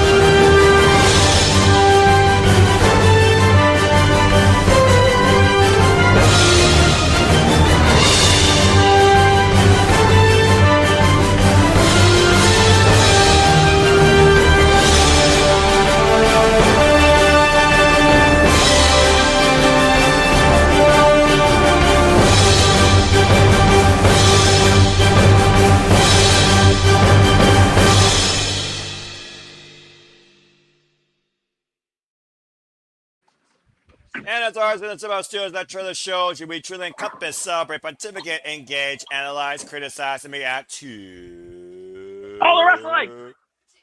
Damn it! And our forms of professional sports and combat sports team. Welcome back in here once again to Simple Iowa Studios. This is Grandson Mexico, Simon Noel Foster, the King of Food, Nick Ferrante. Shout out to Miss Ferrantes. Happy to bring you this continued coverage here as the AEW National Championship hangs in the balance. Kyle Fletcher defending against Speedball Mike Billy. The record stands 1-1 with both these incredible wrestlers. As of course, Grandson Mexico continues here on the other side of this commercial break. Still to come tonight.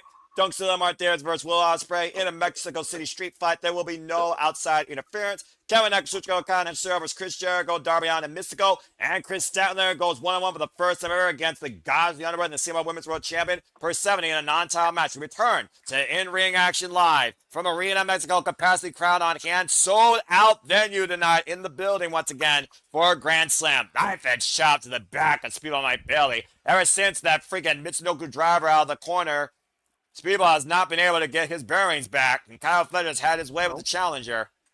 Nope, it's been all Fletcher. So many developments already tonight. Andrade Elo, the #1 spot, the Gauntlet. MJF is back and will fight for the #2 spot next week on Dynamite in Las Vegas. And of course, John Moxley has the Continental Cup right now to worry about. And beautiful moonsault off the top, almost overshot it by Speedball, wiping out the Pro Star on the floor. A high risk paying off here right now for Speedball, but will there be enough risk taken that will lead him to become the next brand new AEW International Champion?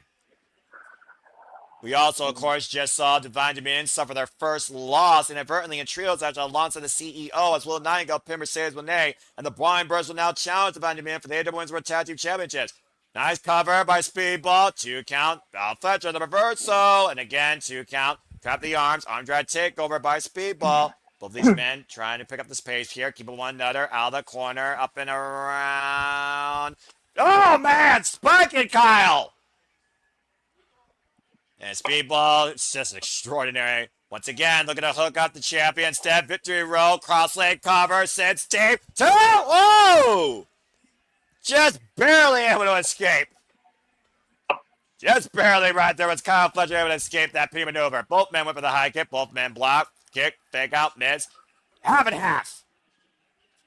I like how they're giving them time for this. That they're going out there and doing their thing. Well, they know how far these two men are willing to go all out. Of course, we will go all out after we go all in on the AEW Watch-Along schedule, as we also will support the Rebel Heart of one Rebel Tania. Oh man, what a kick against the entranceway. And Speedball's head hit hard. Again, folks, I want to also remind you and encourage you, if you haven't already, please support Rebel Tania in her fight against ALS. It is a terminal illness, and she is being a champion during this time, encouraging so many individuals, including returning Kevin Owens. And you can learn more about the pursuit right now for a cure for this deadly terminal disease at ALS.org, and all proceeds at Rebel Heart, if you buy the shirt brace of the day, will go towards that research. Let's show some love and support Rebel Tania. We're with you, Rebel. And of course, stay tuned for our coverage of that special Dynamite supporting Rebel's fight in this cause, Rebel Heart Dynamite.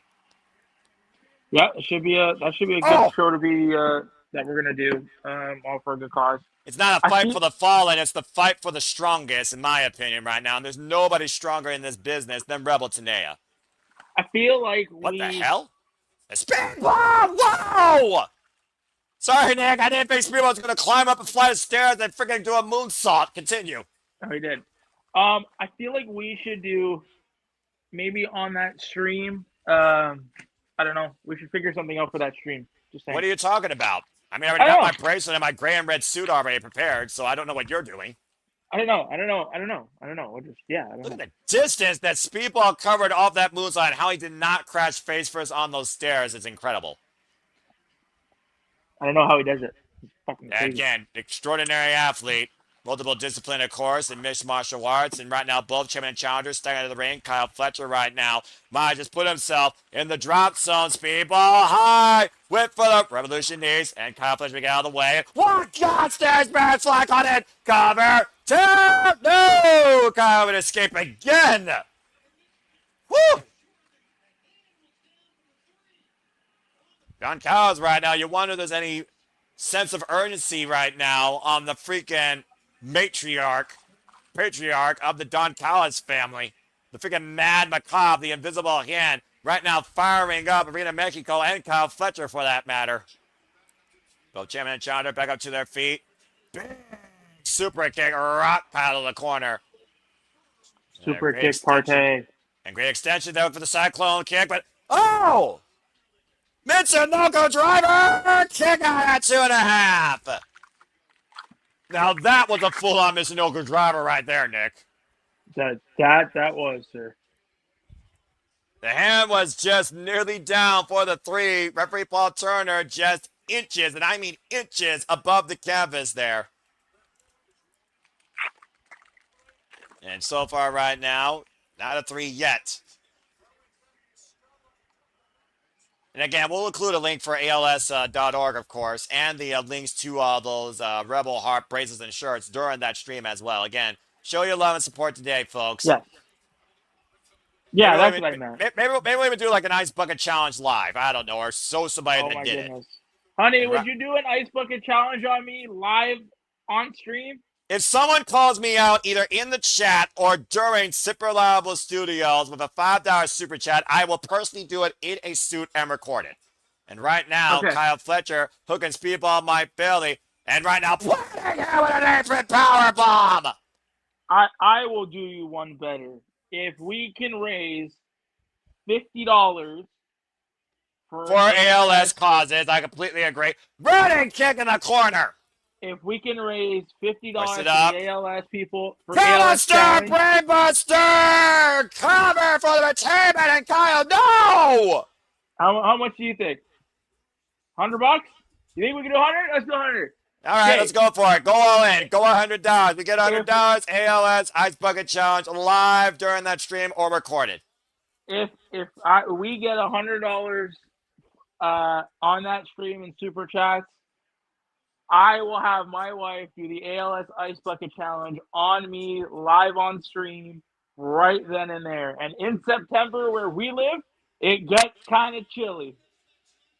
Doing chants right now. It's actually this Red Hot in Arena Mexico, though, Nick. And again, I applaud you. You're very noble for that. And right now, Kyle Fletcher right now is in disbelief that people might be was able to survive the Protostar Brainbuster. Now looking to go for broke, much like he did against Brodido with the Tristing top rope Protostar Brainbuster. The same way he won the title. Speedball fighting for life, able to escape. And, oh, man, high kick to the shoulder, though.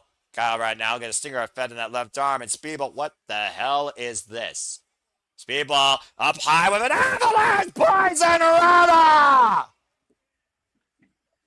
Come on for Pete's sake, Speedball! It looks like Speedball's not done yet! He knows it's going to take more than that. He's seen the discipline. He's seen the life. That confidence is willing to go in position on top of a weapon! We got a new champion! We got a new champion! Cheers, people! No! How the fuck did Kyle get a show up of that? I don't believe it! All right, this is a good match. 2.999 at Infinitum. Kyle Fletcher once again being the show steer. We will say his full name in victory or defeat as the International Championship still hangs in the balance. Now the straight jacket hold, sunset flip, reversal, Speedball with the clutch on the champion with the total kick out at 2 9 again by Kyle. Went for the time adventure. Kyle catching Speedball in, now hoisting him up, looking for the launch on in the corner. Face first goes Speedball, the second turnbuckle goal. Now Kyle creates distance, full velocity with the running kick. Get to the face, connects. Now Speedball, person the top turnbuckle again. Might be dazed. Once again, Kyle has him hooked in position for the top rope Protostar Brainbuster. Kyle Fletcher fucking does it again.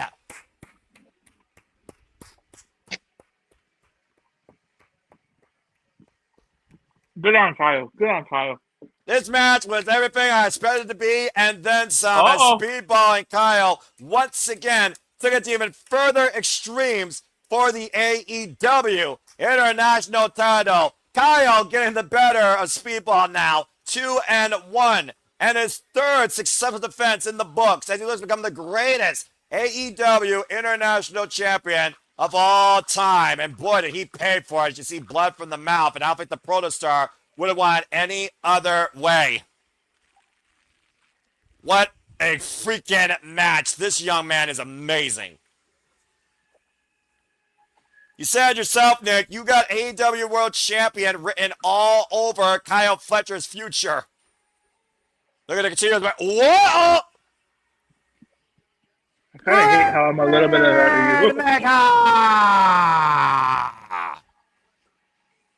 And of course, from one great champion to another, one of the greatest modern-day wrestlers out of Japan in the last decade. RB Everett's drawn decision for this contest. As Edge continues forward with the Don Callis family, as Kazuchika Okada returns to Arena Mexico. Boy, isn't this wild to see. Of course, in its excursion, trained by Ultimo Dragon.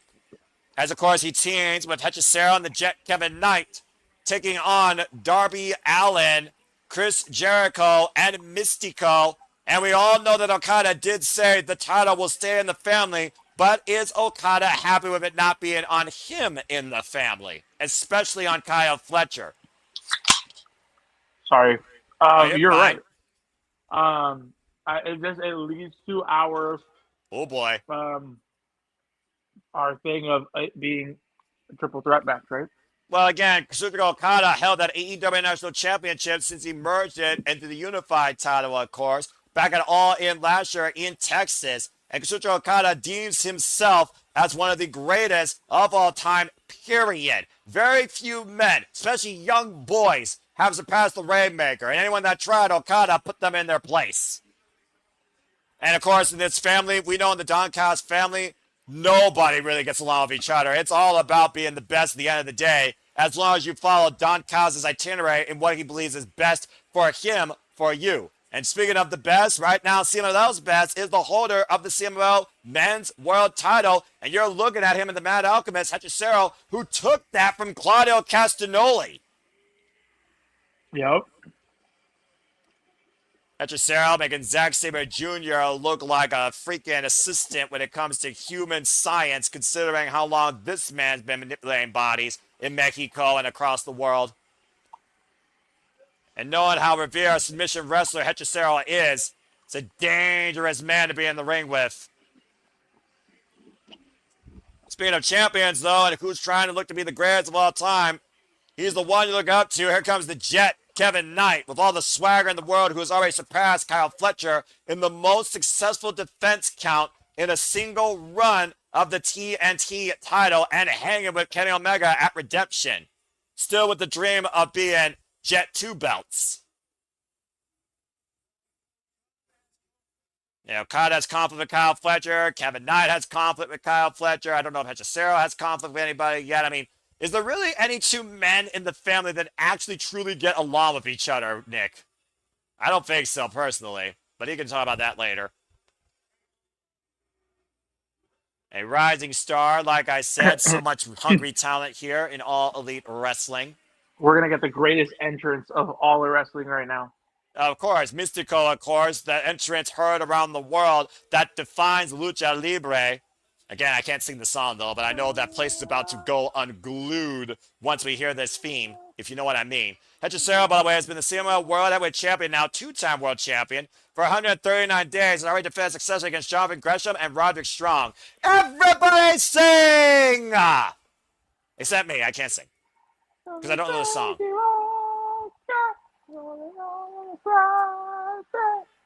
And of this course, song's so good. I know, right? It's so on my playlist. Fucking good. I literally listen to this sometimes on my lift rides or when I wake up because it's just such a spiritual pick-me-up, raw, passionate emotion that Selena would be proud of. God rest her soul. Mystico, of course, is also one half, I forgot, of the Ring of Honor Tag Team Champions after taking them off the Beast Mortos and Sammy Guevara.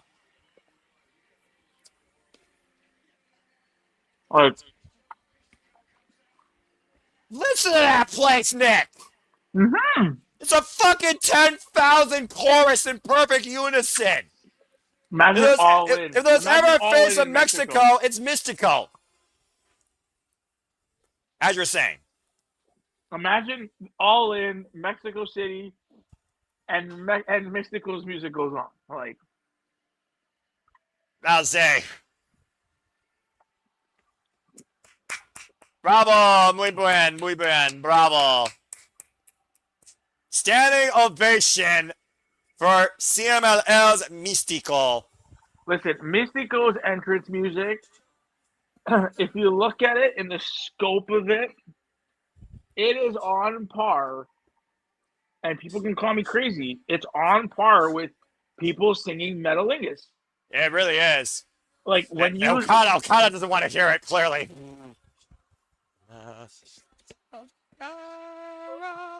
That's all you're getting from me. Anyway, believe it or not, by the way, Mystico, folks, right now holds 5 different championships, and 2 of them are CMLL. What? CMLL World Trios Champion alongside Mascara Dorada and Neon as those Sky Team. CMLL World Light Heavyweight Champion right now, 321 days. He's also the IWGP Junior Heavyweight Tag Team Champion alongside El Desperado, New Ring of Honor World Tag Team Champion alongside Mascara Dorada as those Sky Team, and the current PWR World Heavyweight Champion. This incredibly world-renowned luchador, formerly known as Sin Cara, been involved in this business for 28 years and is still one of the greatest of all time. Jericho's entrance is amazing. Well, Jericho, of course, why we didn't even talk about him. He also, of course, heavily disciplined in the Lucha Libre style. El Corazón de León. I love that. That's brilliant. On the inside. Now, this is a song I can sing, but I'm not going to. Okada, of course, has never shared a singles match with Mystico, but this will be the 4th time that Mystico and Okada will share the ring together. Wow, check out Jericho with the tassel jacket. Right? El Corazón de León, the former world middleweight champion, for those that don't know, in a bygone life. Spent significant time, of course, not only in Mexico, but in Japan, Nick, as we all know. I love this freaking just unity, this summit of internationally recognized talent for their time in Mexico and literally bringing those roots back. It's a homecoming for a lot of people, honestly.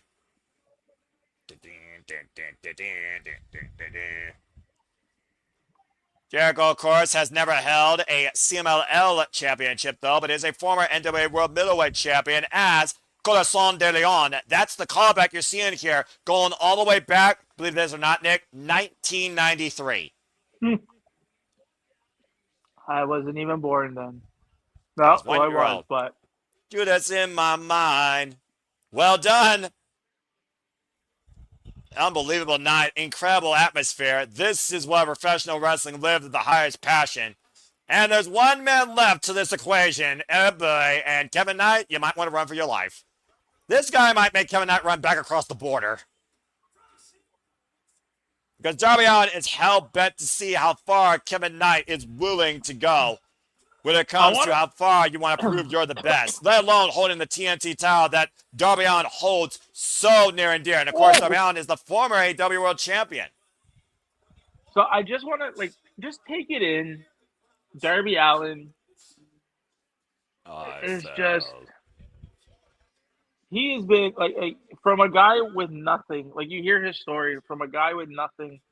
Oh, no doubt. To be where he is just incredible. It's insane. I think it's also the first time we're seeing Darby Allin also in Arena Mexico. Yep, it is. The only time he's ever been involved in anyone from CMLL was literally Forbidden Door at Death's Door. When, of course, CMLL was involved as part of the interpromotional showcase. So this is the first time for Darby Allin, who skates. Whoa, man! Kevin Knight just whacked him the fuck out with a leaping clothesline. As he was skinned into the ring, and immediately the fight's underway. Okada renewing hostilities with Jericho. Of course, Painmaker and Rainmaker goes all the way back to Dominion 2019, I believe. And Hechicera and Mystico. Oh, the bad blood with those two, man. Don't even get me started there. And right now, Darby Allin. Whoa, man, what a bad landing on the barricade. Right in the Darbies. Oh, that might have been the worst bump yet tonight. Makes Shafir actually look soft. Gisera right now squaring up against Mystico. Chris Jericho squaring up against Kazuchika Okada. I cannot believe I'm calling Okada in Arena Mexico. My life is complete. The Don Cost family, right now working very well together here. Aubrey Edwards, good luck, by the way, drawing, of course, the assignment for this match. Kazuchika Okada never held a title in CMLL, but, of course, recognized 7-time IWGP Heavyweight Champion. And, like I said, former AEW National Champion, who currently holds the mark at 316 days and 10 defenses, while Kyle Fletcher has become the greatest national champion of all time. Okada might want to turn around, though, and Jericho with a knife-edge chop. I never thought I would see Jericho and Okada square up again. This is actually interesting. Of course, Corazon de Leon, inaugural AEW World Champion. I might be saying that all night, actually, during this match. A little bit of a nod back to his gear, by the way, too. Drop kick by Okada. That drop kick, of course, right now, such a difference maker in Okada's repertoire. Kazuchika Okada, by the way, folks, was on excursion through CMLL through the better part of the early 2000s before returning back to New Japan Pro Wrestling to confront the ace of New Japan, Hiroshi Tanahashi, at Wrestle Kingdom, and the rest is history. Mystico right now, still squaring at Gisera. Now Kevin Knight squaring up against Jericho. Irish whip thrown off the rails. Of course, on De Leon with the kick to the midsection. Knife edge chop right now to the Jet Kevin Knight. A swing and a miss. Jam pat to the Raptors here in Arena Mexico. Caught up in the fireman's carry. And right now, big Death Valley driver. And Jericho right now drinking it in, man. And Gisera, of course, also involved, as I talked about earlier, in the Continental Cup. Tag made at Darby Allin, who's legal with the Jet coming out, who immediately scurries away like a rat, or a pussy, and immediately tags out to Gisera, and this is one person that I don't think Darby Allin needs to be in the ring with. Darby Allin right now springing up the top rope, high springboard, deep arm drag against the freaking Alchemist. Cheap shot to Kevin Knight, drop kick. Darby Allin is just so damn explosive. Just sorry, Darby Allin, of course, with unorthodox offense. Diving gets caught with a drop kick by Okada from the west side. Was looking for the Jet. Instead, the Jet detoured Darby into Okada's waiting legs as this trios match continues. Wrestler Kawhi picture-in-picture. Full commercial on Max. Fuck television. Damn. I mean, Darby Allin's got to be facing the Jet coming out at some point. He's not going to stop till he grounds that Jet once and for all for what he did at Double or Nothing. I'm just saying. No, and I think we got... I'm going to say...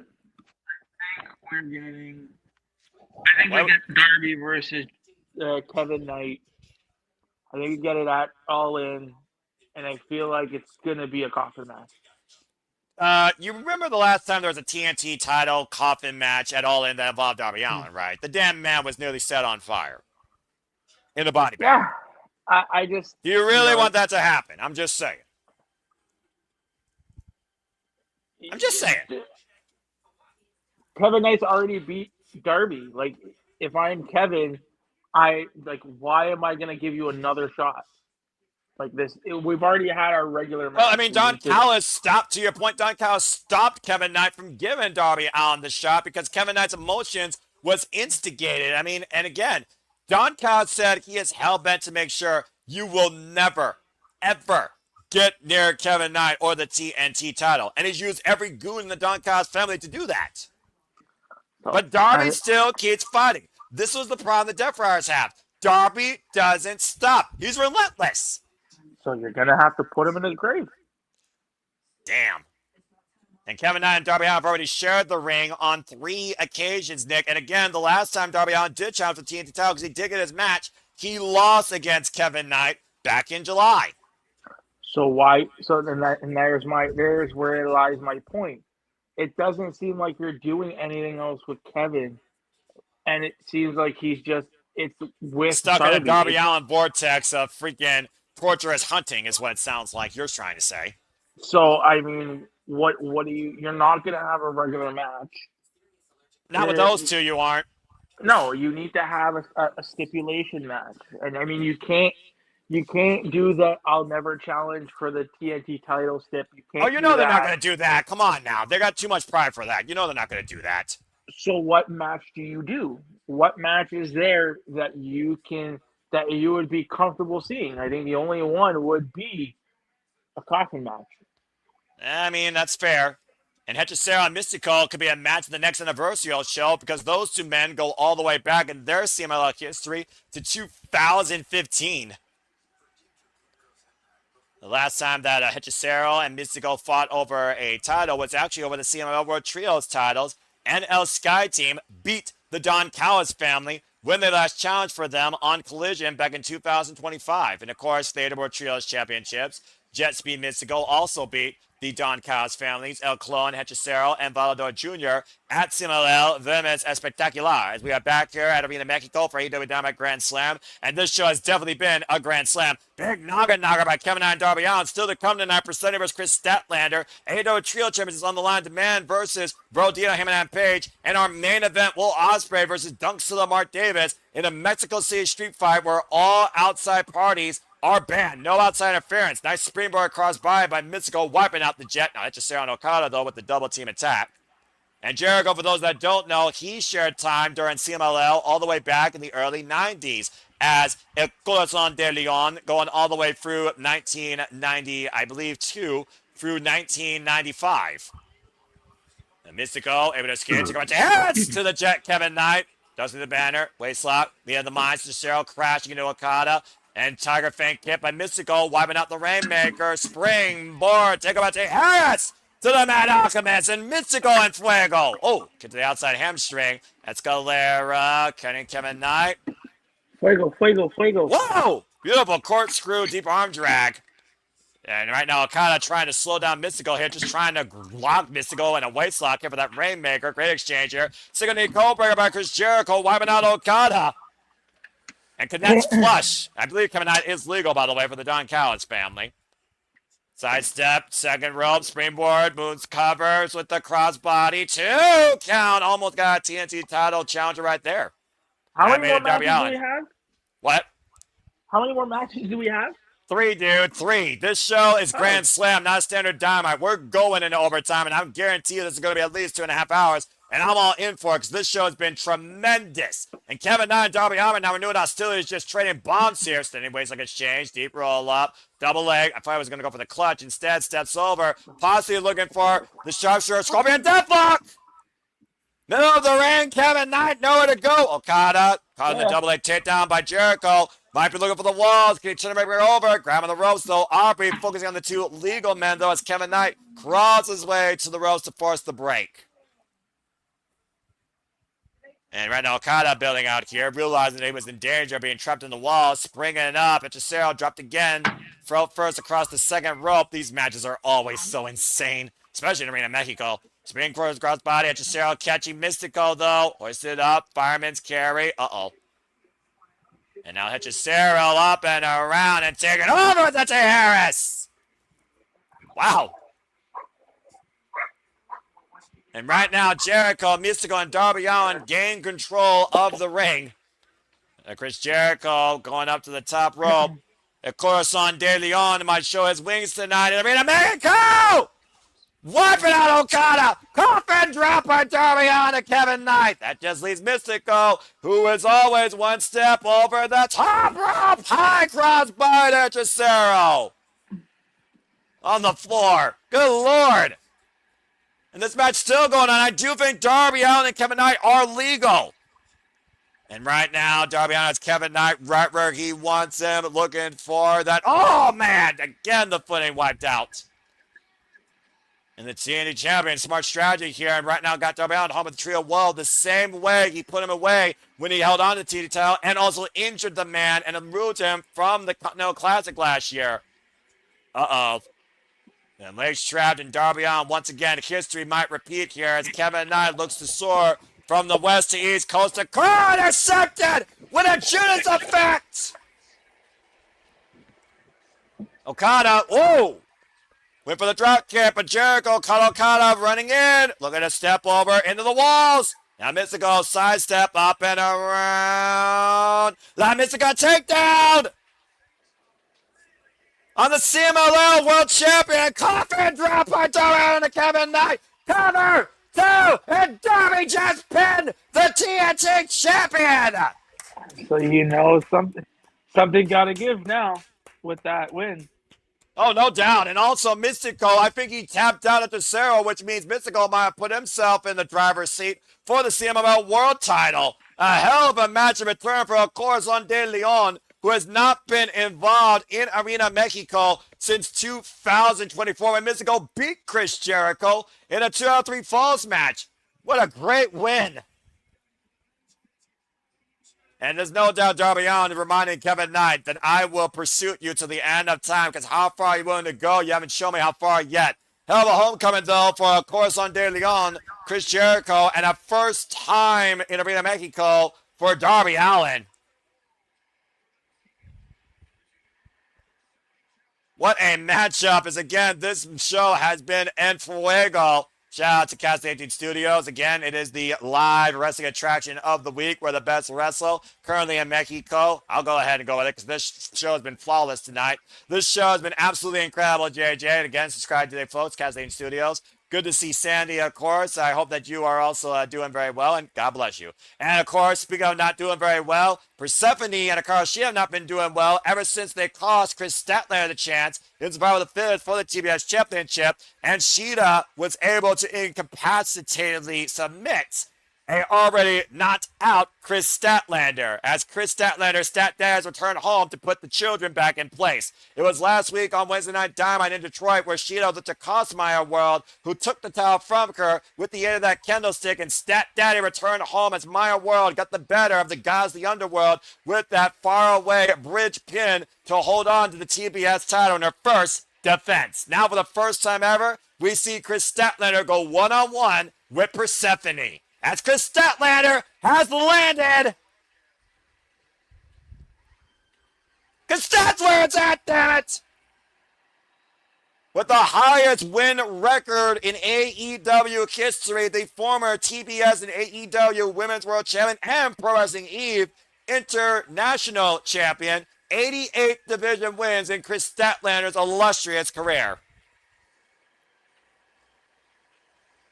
And fans, you are watching Grand Slam Mexico AEW Dynamite as we hit overtime. Thank you so much for tuning in. I hope you are enjoying. If you haven't already, please like, share, subscribe, comment, tell a friend. If you want to take the conversation, super chat, pay by the passions. It's as simple as that. And of course, stay tuned for continued watch-alongs, interviews, shenanigans, and coverage here at the Speedball Studios. Follow us today at SR Studios 2024 if you're tuning in for the first time. Oh boy. The goddess of the underworld, the CMLL Women's World Champion, Persephone, the Black Widow of CMLL, who just came off a successful defense against Tessa Blanchard for that title. But Kris Statlander and Persephone have never gone in the ring against each other. Two powerhouses, buddy. Can't deny. This is where the power lies. This is the most powerful women's division in the business, bar none. And I mean power in quotes. Continue. No, it is. It is. Pound for pound, I think these women really bring it. And there's La Mera Mera Rosa, of course, the Mexican National Women's Champion, just recently won that title. Watching on from ringside, it's got to be so proud to see how far the growth of Persephone has come. Persephone, by the way, folks, 25 years of age, involved in this game for 10 years. Bell rings, we are underway for this first time ever matchup. 54-day reign so far as the CMLL Women's World Champion. Connell tie up here with these two powerhouses. 153-day reign, excuse me. Currently has 4 successful defenses against Tessa Blanchard, not once, but twice. Billy Starks and Lacey Lane, ever since being Mercedes Moné for the CMLL Women's World Championship back in March. It's a stiff kind of a tie-up here until the tape to Nick's point. Equal size, equal build here for both these athletes of sorts. Kris Statlander involved in this game for 9 years out of Creative Pro Wrestling Academy. Deep arm drag takeover for Persephone here. And as I said, former AEW Women's World Champion, AEW TBS Champion, and Eve International Champion. So I don't know if you noticed, Stat is getting booed. Well, you gotta remember, Kris Statlander, she's the away team. Persephone, she has been made and defined in Arena Mexico. And Kris Statlander doesn't give a damn whether she's your friend or foe. She's just gonna bring her best forward to you because that's what Kris Statlander does. You could ask anybody like Chloe Zero back in France when she was booed out of the building. You could ask Pro Wrestling Eve when she won that Eve International Championship from Nina Samuels. Then again, Nina Samuels is universally hated. But Miya Yamashita took that title from Kris Statlander at Eve 150. Big boot. And I'm pretty sure that's not the last time we see Kris Statlander. And for say, what a clothesline!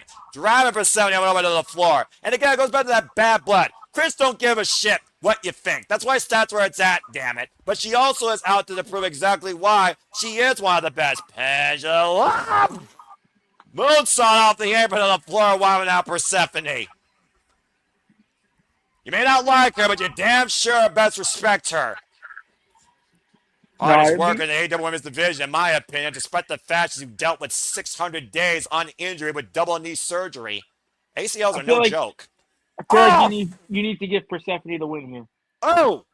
Well, Persephone, you want to talk about Maya World, baptism by fire. This will be a huge coup for Persephone to beat a former AEW TMS and AEW Women's World Champion in her first of every singles encounter. Over the top topic on Halo by Persephone.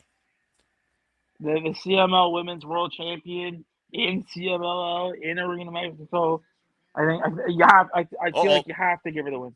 Well, it's right now Thunder Rosa, who's been a victim and a friend of Kris Statlander over the AEW Women's World title. Persephone jaw-jacking her. As Persephone sees the goal that Thunder Rosa has. And again, Thunder Rosa is so instrumental here in Arena Mexico and CMLL and in Persephone's career. Vocal opposition here as Arena Mexico has been all night for AEW's. And right now, chin lock applied, center of the ring, Kris Statlander seated. Good to have Thunder Rosa here, of course, as always. Thunder Rosa, of course, La Mera Mera, former AEW Women's World Champion. Persephone right now trying to hold Statlander down as Statlander is trying to get back up to a vertical position to find leverage in this hold. Persephone, though, changing position, though, going to the cross faces, just hammering down on Statlander. Can Persephone put down Stat? Stay tuned. This match continues. Wrestle Card picture, a full commercial break. Fox Television. Woof. And, of course, there's my brother, the Karaji King, is, of course, in the chat because he is all about that Black Widow. What up, bro? Good to see you. I missed you during our fact we didn't cover the Continental Cup, but I look forward to the next time we do ATW View. And, again, support my brother today, ATW for life. Is that King A-Train? Damn right that is the King. He wouldn't be anywhere else besides watching AEW on a Wednesday night. So God bless him for actually dropping in the chat, as me and him used to do this ad nauseum. But prayers are our passions, mentality, mindsets, and just, you know, the way that streams work sometimes, and our own commentary that sometimes collide over each other. But I love you, brother, and I hope that you and your family are doing well. Appreciate you always, man. Again, ATW for life. Well, and JJ here with the nugget before I let you speak. Apparently, Statlander is taking on WID Evolved Talent Marcus Mathers tomorrow at 20 Years of Bad Boys show. Again, Stats where it's at. Global trendsetter, globally disciplined. No, I was gonna say. I came into the crew and into the family. You know, when we still had the old intro, and King A-Train was on the intro. So I would love to kind of mix it up with an OG like him. Hey, if he ever wants to come back on here for a watch-along or shenanigans or give a simple take, the door is always open to the ATW fam, and that is just a fact. But also, he's a hard-working man, and he's tired. He's Oklahoma. It's a whole different thing there. Of course, Thunder Rosa, Kris Statlander, last time they were involved in the ring was together as a tag team on Collision against the Sisters of Sin back in 2000 and back in February, of course, as Thunder Rosa and Kris Statlander had their fallout with the Toxic Spider Thekla, who has not been seen since she lost the AEW Women's World title at Redemption. Very curious to see what's next for her. And welcome back inside here live to Arena Mexico. AEW Grand Slam Mexico continues here tonight. Kris Statlander Persephone colliding for the first time ever. Now hoisted up in the fireman's carry. Of course, Persephone also former winner of the CMLL Grand Prix, steamrolling over Kris Statlander. Previous challenges of Athena's Ring of Honor Women's World Championship, springing up the second rope. Moonsault, but took too long as Statlander tried to get out of the way. Again, did you take enough out of Statlander, though? Oh, man, gutbuster over the knee. Ready to really work Persephone with the gut-wrench suplex release. The leverage playing such a factor here with these two statuesque powerhouses. And right now trying to push forward here, running uppercut. Big knee, side of the head of Persephone. Of course, if Statlander wins, she could put herself in the hunt maybe for the CML Women's World Championship. Drive! Persephone down, Mr. No-Go driver! Kick out at 2 by the Black Widow. Able to raise that left shoulder up. Thunder Rosa, of course, for those that don't know, that is the Mexican National Women's Championship. She's held that now for 6 days after winning it at Viernes Espectacular against India Sulix. Get to the midsection right now, and Persephone trying to hoist up Statlander, possibly for that razor's edge. Statlander able to get out of the way, though. Picks the leg. Nice takeover. Counter. Hooks the arms. And wait a minute. Has her in the crucifix. Seatbelt pair. Oh, almost got her there. And Persephone able to escape, though. And I figured all again took the displacement of the weight. Wiping out Statlander with running lariat. Just throwing everything she has through Statlander there. Yeah, it was messy, but it was effective, Nick, nonetheless. Persephone right now needs to keep on charging forward. She's going to beat Kris Statlander here in front of her countrywomen. Persephone with the open palm strike here. Oh, and Statlander in kind. These two are no strangers to riling one another up, including themselves. Open palm strike exchange right now between Kris Statlander and Persephone. Kris getting the better of the exchange, lining up the CML Women's World Champion. Big super kick, though, by Persephone. Push Statlander up to the ropes. Got toe hold against the second rope. Of course, Persephone got dual sign AEW and CML earlier this year with a running cross body to the spine. A blind shot to Persephone. Now Statlander on the ascent. And Statlander usually known for that Area 451 splash. Oh, no! Ooh, nasty landing on the knees. And Persephone get out of the way and charging through Statlander with the spear. And covered. Tap! No! Statlander able to survive. That was very close there. And again, this is the one Achilles heel I will say about Persephone when it comes to her potential. That bubbling over emotion, getting frustrated in what feels like a late going when she has most of control. Now jaw-jacking from the Rosa trying to seize the Mexican National Women's title. What the hell? What the hell? Now Persephone bringing from the Rosa up inside ringside here. And Reverend Brandon Martinez is trying to break up these two. And now seizing the Mexican title. Oh, man! Just battered Thunder Rosa with that women's Mexican national title. What the hell? And Statlander, though, oh man, driving shoulder tackle, warming up Persephone and the official. Now it's all breaking down. I sort of expected this, and up and over backdrop suplex. Sheesh. Statlander right now, perhaps the opportunity she needed, though, to capitalize and put down Persephone and maybe put herself in the hunt for a different world championship. Wow. Looking to hook her up. This is unreal right now.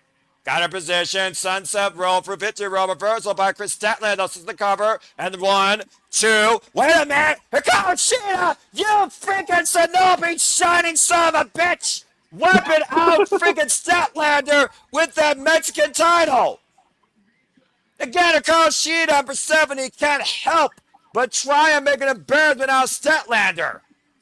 Once again, Shida comes into play. Best the Shida on my left foot. Springing with the splash. No referee though. Persephone with the cover. 2, 3, 4. Again, there's no referee. Now the referee back into play. 1, 2, and Persephone has beaten Kris Statlander. Good call.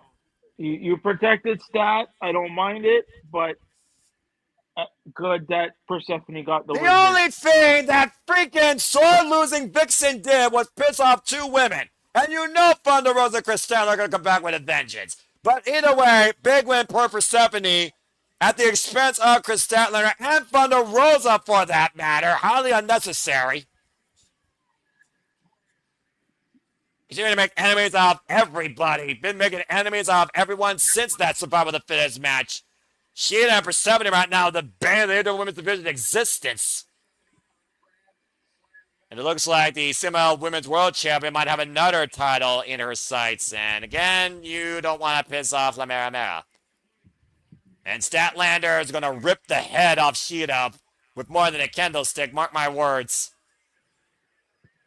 And what's a whoa, wait a minute, Maya World. And Hion coming in right now. Checking on Kris Statlander. Yeah, really easy to call yourself a winner when you have inadvertent help from a sore loser. Just saying. It doesn't matter how you win, it's how you get it done. Yeah, well, kiss my ass with that logic in the meantime. And again, it is her home. She got to win at her home turf. I'll give her that. A hell of a hot match here, though, tonight. Again, AEW proving why they are the hottest thing going as we move forward to All In with all the potential and visceral in the world from both wrestling fans and wrestling enthusiasts and the wrestling rosters. However, it's to prove why they are the best wrestle.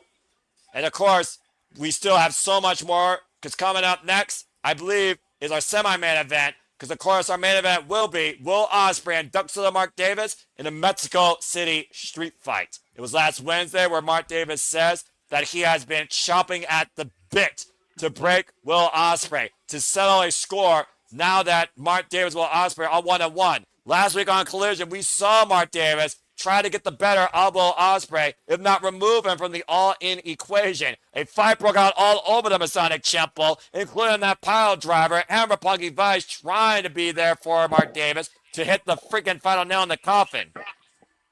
But Ospreay wanted weapons. You wanted weapons, so you had to do what's asked. So Ospreay decided to make this match a Mexico City street fight. So all hell's going to break loose in Mexico, but there's no outside interference this time. And that's our main event still to come tonight. But coming up next, our massive AEW World Trios Championship match. Hangman Page and Brodido, and, of course, Brody King, challenge to the man, Ricochet, Bishop Contoliona. The trio titles are on the line coming up next year at Grand Slam Mexico. Here we go. Talk about another freaking homecoming song. Ooh.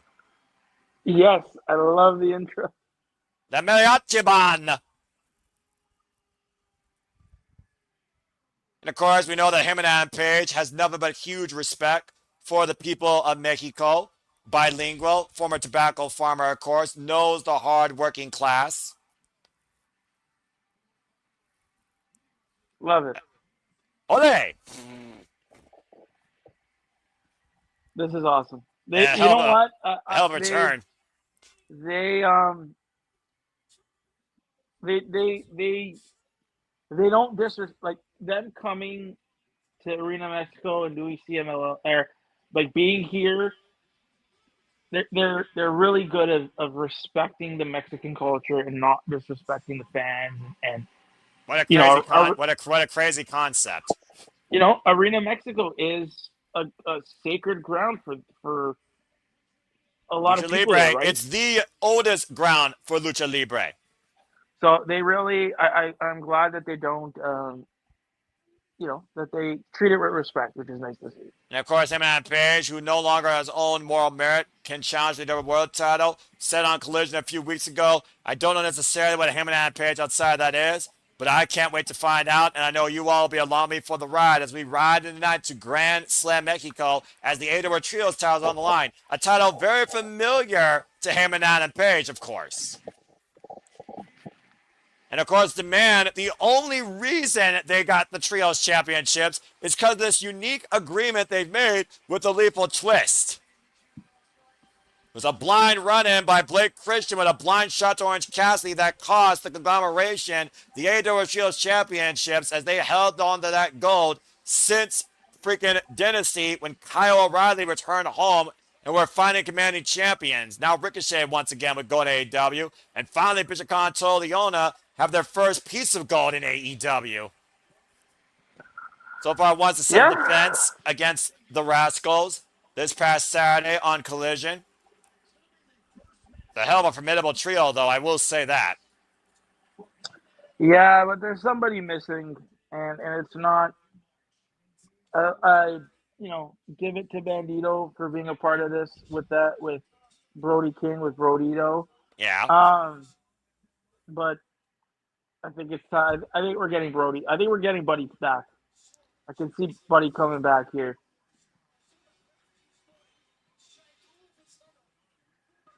Well, either way, another word that doesn't need freaking translation, bald. Yes, bald. First time, of course, or excuse me, second time we are seeing, of course, Hangman and Page here in Arena Mexico. First match, by the way, in over 140 days for Hangman and Page since losing to MJF in that Texas Death Match at Revolution. Put that in perspective. Oh, boy. Well, immediately it looks like we're not going to waste any time here. First match also in CMLL because the last time we saw Hangman and Page here in Arena Mexico, Nick, it was just a promo. He wasn't even in in-ring action because, of course, that fall in intention with the Death Friars over the AEW World title. You see right now, left of your screen, Ricochet putting the boots to, looks like Brody King, and right now Hangman and Page inside the ring with Leona. Guys, hip toss, was looking for the arm drag. Leona denies it, though. Swing and a miss, and Hangman up and around. By Hangman and Page, that's Harris, referee for this contest, jumping Bryce Rensburg. Big boot by the Cowboy. Of course, Brodido, former AEW Tag Team Champions. Hangman and Page, also a former AEW Tag Team Champion. Previously held these trios titles, of course, with Kevin Knight and Speedball Mike Bailey as Jet Set Rodeo for 49 days. Earlier this year, before MJF costed those titles. Now tag made by Bishop Khan and Leona. We've got the meat division now in play here with Leona, Bishop Khan, and Brody King. Brody King also no stranger to these titles. Of course, the House of Black had a notorious run. And what the hell? Big man that size should not be able to do that. There's now 2/3 of the trio's champions with a beautiful top rope drop down springboard double arm drag. It's amazing how versatile Bandito and Brody King are, both from an agility and a heavyweight standpoint. And now both sides of the demand pinned by Brody King underneath the bottom rope. I think Brody King would be able to pin those two giants down. Now Bandito getting the launch up to the top rope and the balance assisted. Oh, man! And Bandito soars with a swanton bomb, wiping out the man on the outside. Bandito, Brody King, Hangman and Page working very well together so far in the early going. What are you doing? The Macarena in Mexico? Oh, what the hell? The Macarena in Mexico. The Macarena has not been relevant since the damn 1900s. Honey, what the hell? Would you do the Macarena in Mexico? No. Yeah. See, well, Noah said you're crazy. You're for doing it in Mexico. Anyone's crazier than me, but then again, I'm the crazy son of a bitch that actually loves this business. What? And right now, Bishop Khan with the elbows beside the head of Bandito. Y'all are crazy, but I appreciate you for it regardless. No, you just need to have some fun. Ugh. My fun is different versus everybody else, all right? And y'all's fun, I definitely don't need because I think it would absolutely corrupt me. Oh, man, vicious backbreaker over the top turnbuckle to Bandito by Bishop Khan as the action continues to roll red hot here in Arena Mexico. Trio styles, hanging the balance. Stay tuned, Wrestler Clyde, picture in picture for a commercial break. Fuck television. So I want to let you know, I got the missus to watch Card Sharks. She's never seen it before. Oh, well, there you go. She was really interested in Card Sharks. I told her you like your game shows, and we were like, game shows. It's a simple bygone practice and tradition with the older ones still being better than most new ones today, especially from a prize standpoint. And Card Sharks with Bob Eubanks is definitely one of those I hold near and dear. But Card Sharks is really good. I would say if I had to rate kind of like my old school great game shows, what the hell are we turning this into? Well, I mean, listen, Card Sharks is up there. I think that's like top 5. That's top 3. Then you had like old school Family Feud, which was amazing. Richard Dawson, the of course immortal host of all time, in my opinion. Yeah, and then the you OG. had like you had Hold that thought. We got window. someone in the green room for whatever reason coming across the borderline into center stage. Let's go ahead and get some words from regular wrestling JJ Williams. So let JJ speak, I guess. JJ, how are you? Damn, Noah, don't sound so excited to see me, you know, crossing across for whatever reason. Let's let him speak, I guess. Well, it's a commercial break, and then you have your moment in the sun. I can't just come in here and hang out with my boys a little bit? Jesus. No, you're fine, dude. Shoot, I was pausing Nick so you can come in. I hear the boop, so I'm like, oh, hold on, Nick, coming in, and duh, you're pretty close to the Mexican border. I'm just saying. I mean, I guess that's accurate. I guess I'm closer than anybody else except for maybe the Dominguez Exactly. But California. You mentioned about Brody being able to do those moves. You guys forget that he trained with hardcore luchadors. That's fair. And Santino Barra's Wrestling Academy, you're absolutely right. I almost forgot that tidbit. I'll give you that. And why do we have the three amigos here? You know, who's Steve Martin, who's Chevy Chase, who's Martin Short? Oh, I have no idea, and I'm not focused on that as I'm focused on wrestling. As Brodido right now goes up and over hard on the entranceway with Bishop Khan. So, JJ, did you hear about our ALS Ice Bucket Challenge? No. So go ahead and mention it. I was going to say, you can worry about that later. We have a match going on. Yeah, about we got a match going on. We're going to talk about it next week. The Gates of Agony got tag titles before Sinner and Saint or the Great Hands did. Can we explain that one for me? Even if it is trios titles, but still. They're trios, not tag teams. Sorry. Allow me to explain. This is not TNA or what TNA has become to be. That being said, Ricochet now springing in the top rope. Big drop kick on mid-air by Brodido. Brodido ready for it. Picture perfect timing there as the trios titles again hand the bounce, much to JJ's point. And Hangman and Page with the hand out again. Take a look at the replay here. Picture perfect time with that drop kick out of midair against Ricochet, knocking the wind out of him. 10 man to the Cowboy. Dexter, need Ricochet. White something gets back. See the baby faces getting the belts here, though. I really think there's a big chance that could happen here. Again, it's been quite a wild night so far. And Hangman and Page, it's the first time we're seeing him compete in Arena Mexico. And as I said, very familiar. Oh, faraway slam and a kip up with those AEW Trios titles. Up and over, slingshot plunger, wiping out Toliona. Whoa, dodging the puck hit by Ricochet. Watch out, what a lariat. I mean, because if they don't win the titles, what does Hangman do at All In? You can't challenge for the title. You're not going to put any of these guys on that show really in any other way except for a title defense. And Hangman and Brodido deserve to be there way more than GOA or Ricochet deserve to be on that show. Accurate. And again, it all comes down to, again, what Hangman and Page decides to do. And right now, this is a whole new avenue up and around. Of course, teaming up with Big Bad Brody King and Brodido. Papa planted! Cover tip! No, that's totally not what to save. What if JJ, you get Hangman not in a title match, but you get Hangman versus a returning Buddy Matthews? I've been waiting for Rainmaker versus Buckshot Lariat. Somehow I need some point Hangman versus Kazuchika Okada. Hard whip by Brody King into the barricade by the Gates of Agony. And the demand taking command right now. Ricochet and Hangman nicely in the middle of the ring. Up and over. Lands on the apron.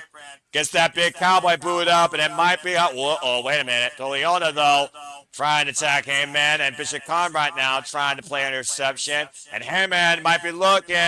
And oh, man. Big knee strike by Ricochet. Preventing the trigger being pulled by the Hangman.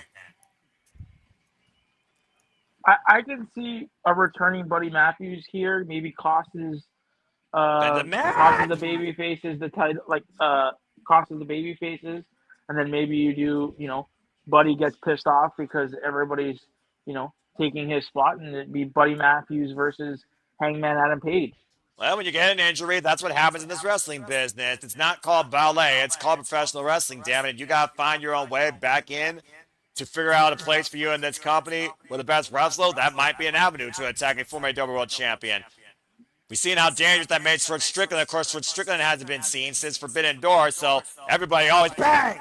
has their own agenda here. Of course, Swerve champion of 2 worlds. Big headbutt by Total Leon after the rising knee by Ricochet. Scoop slam by Bishop Khan. The man running shooting star press, perpetual offense, back press with the far lane by Ricochet for retainment. And gets a 2 count on Hangman and Page. Woof. Yeah, Game Elite apparently right now. Conversation still going high on the X. You be part of the conversation. Use the hashtag AEW Dynamite, hashtag Grand Slam Mexico, and also, of course, use at SR Studios 24 to be part of the conversation as we continue covering this incredible Wednesday night event. And right now up in the crucifix, and right now taken into the sleeper hole by Brody King as Ricochet. Heyman fighting up the world again against the gates of agony. Bandito, though, back out to the apron, and Ricochet capacitated for the moment. Standing waist-like exchange with Bishop Khan, and big cowboy boot by Heyman. Case of the race with Tola Leon and Tola splashing his own partner, and Brody King splashing both men in the corner. I agree with that comment. Best out of 7 series with Kyle Fletcher and Speedball. Yes, please. Cannonball connects against the gates of agony. Ricochet springing in. Takes down Brody King with a flying lariat. Heyman, though, great timing with that elbow. Ricochet, though, wall kick.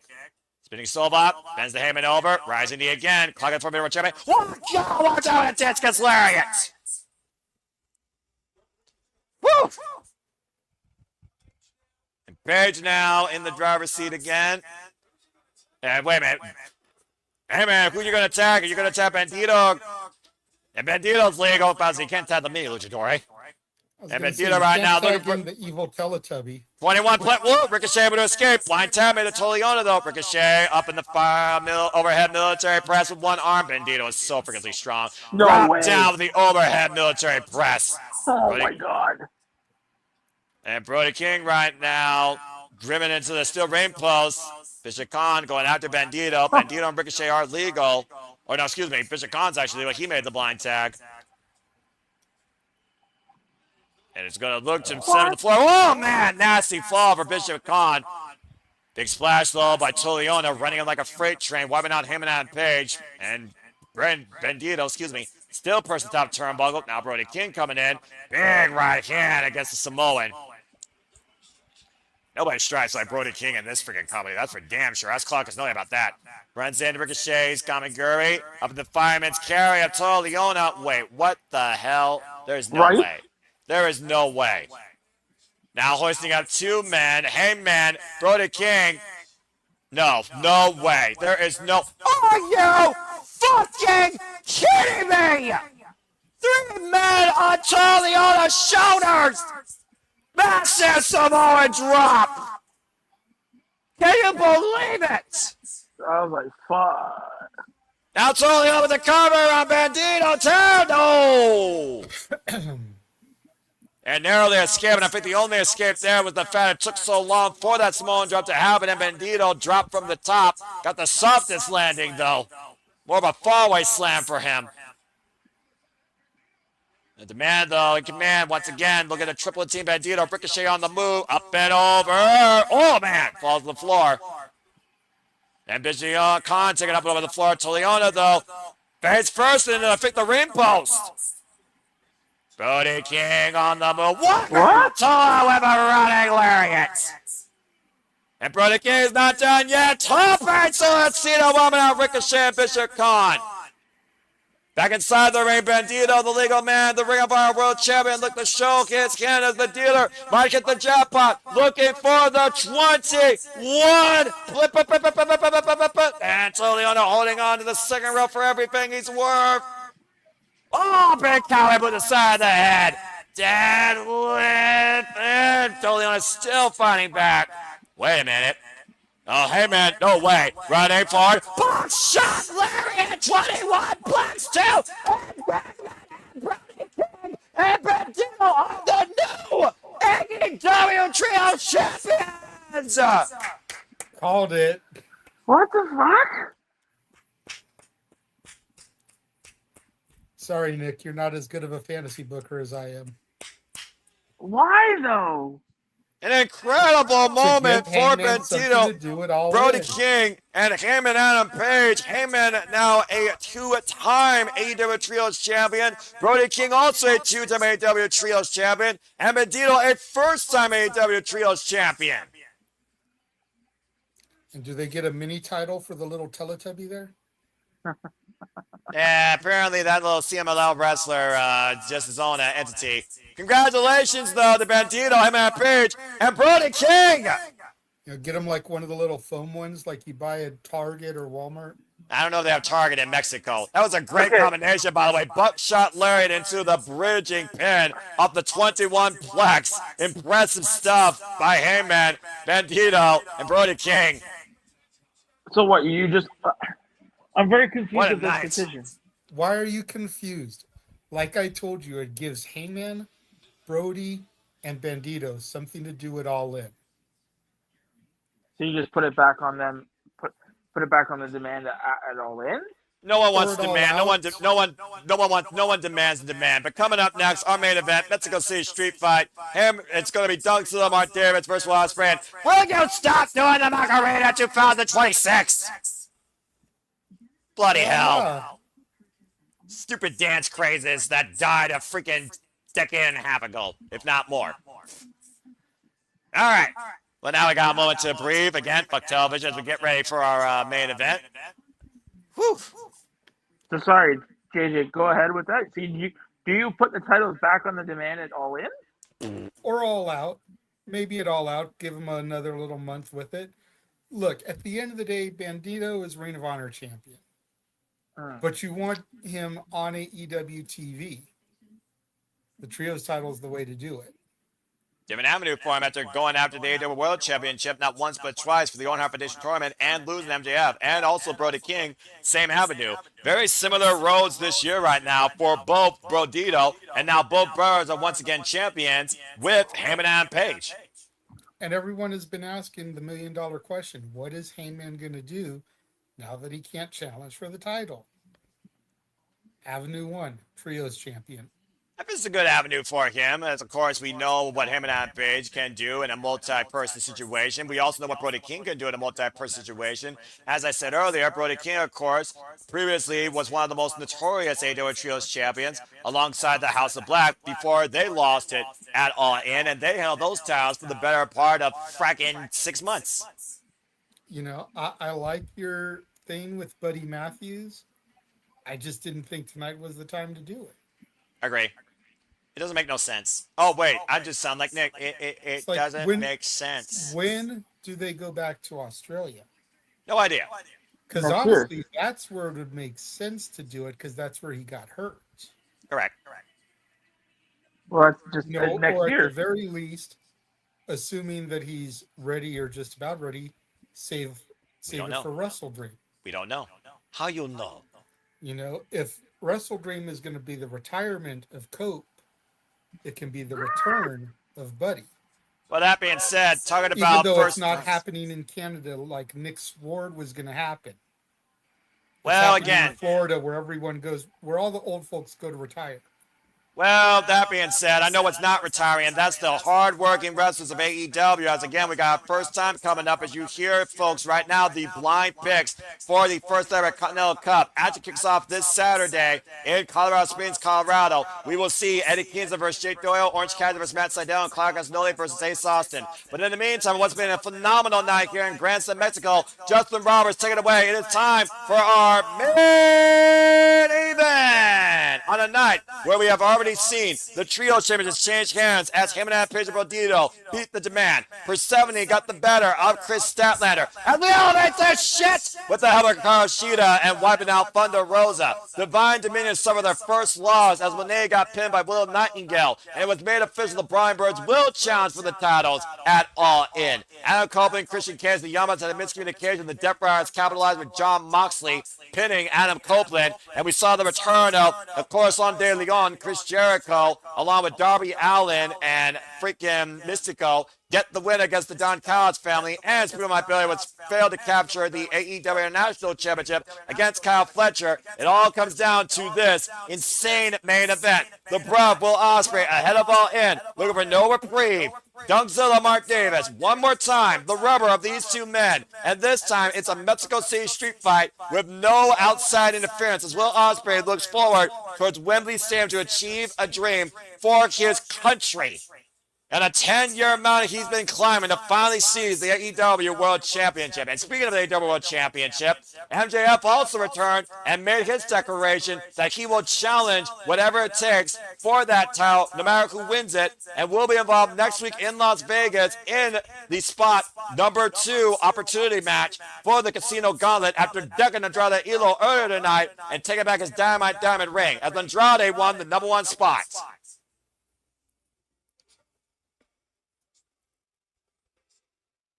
Ospreay looking to get some payback after what Dunkzilla did last week, Wednesday night on Dynamite in Detroit. And truly is his own man free once again. No Death Riders, no backup, no bruvs. Just him and Dunkzilla. This is going to be dangerous.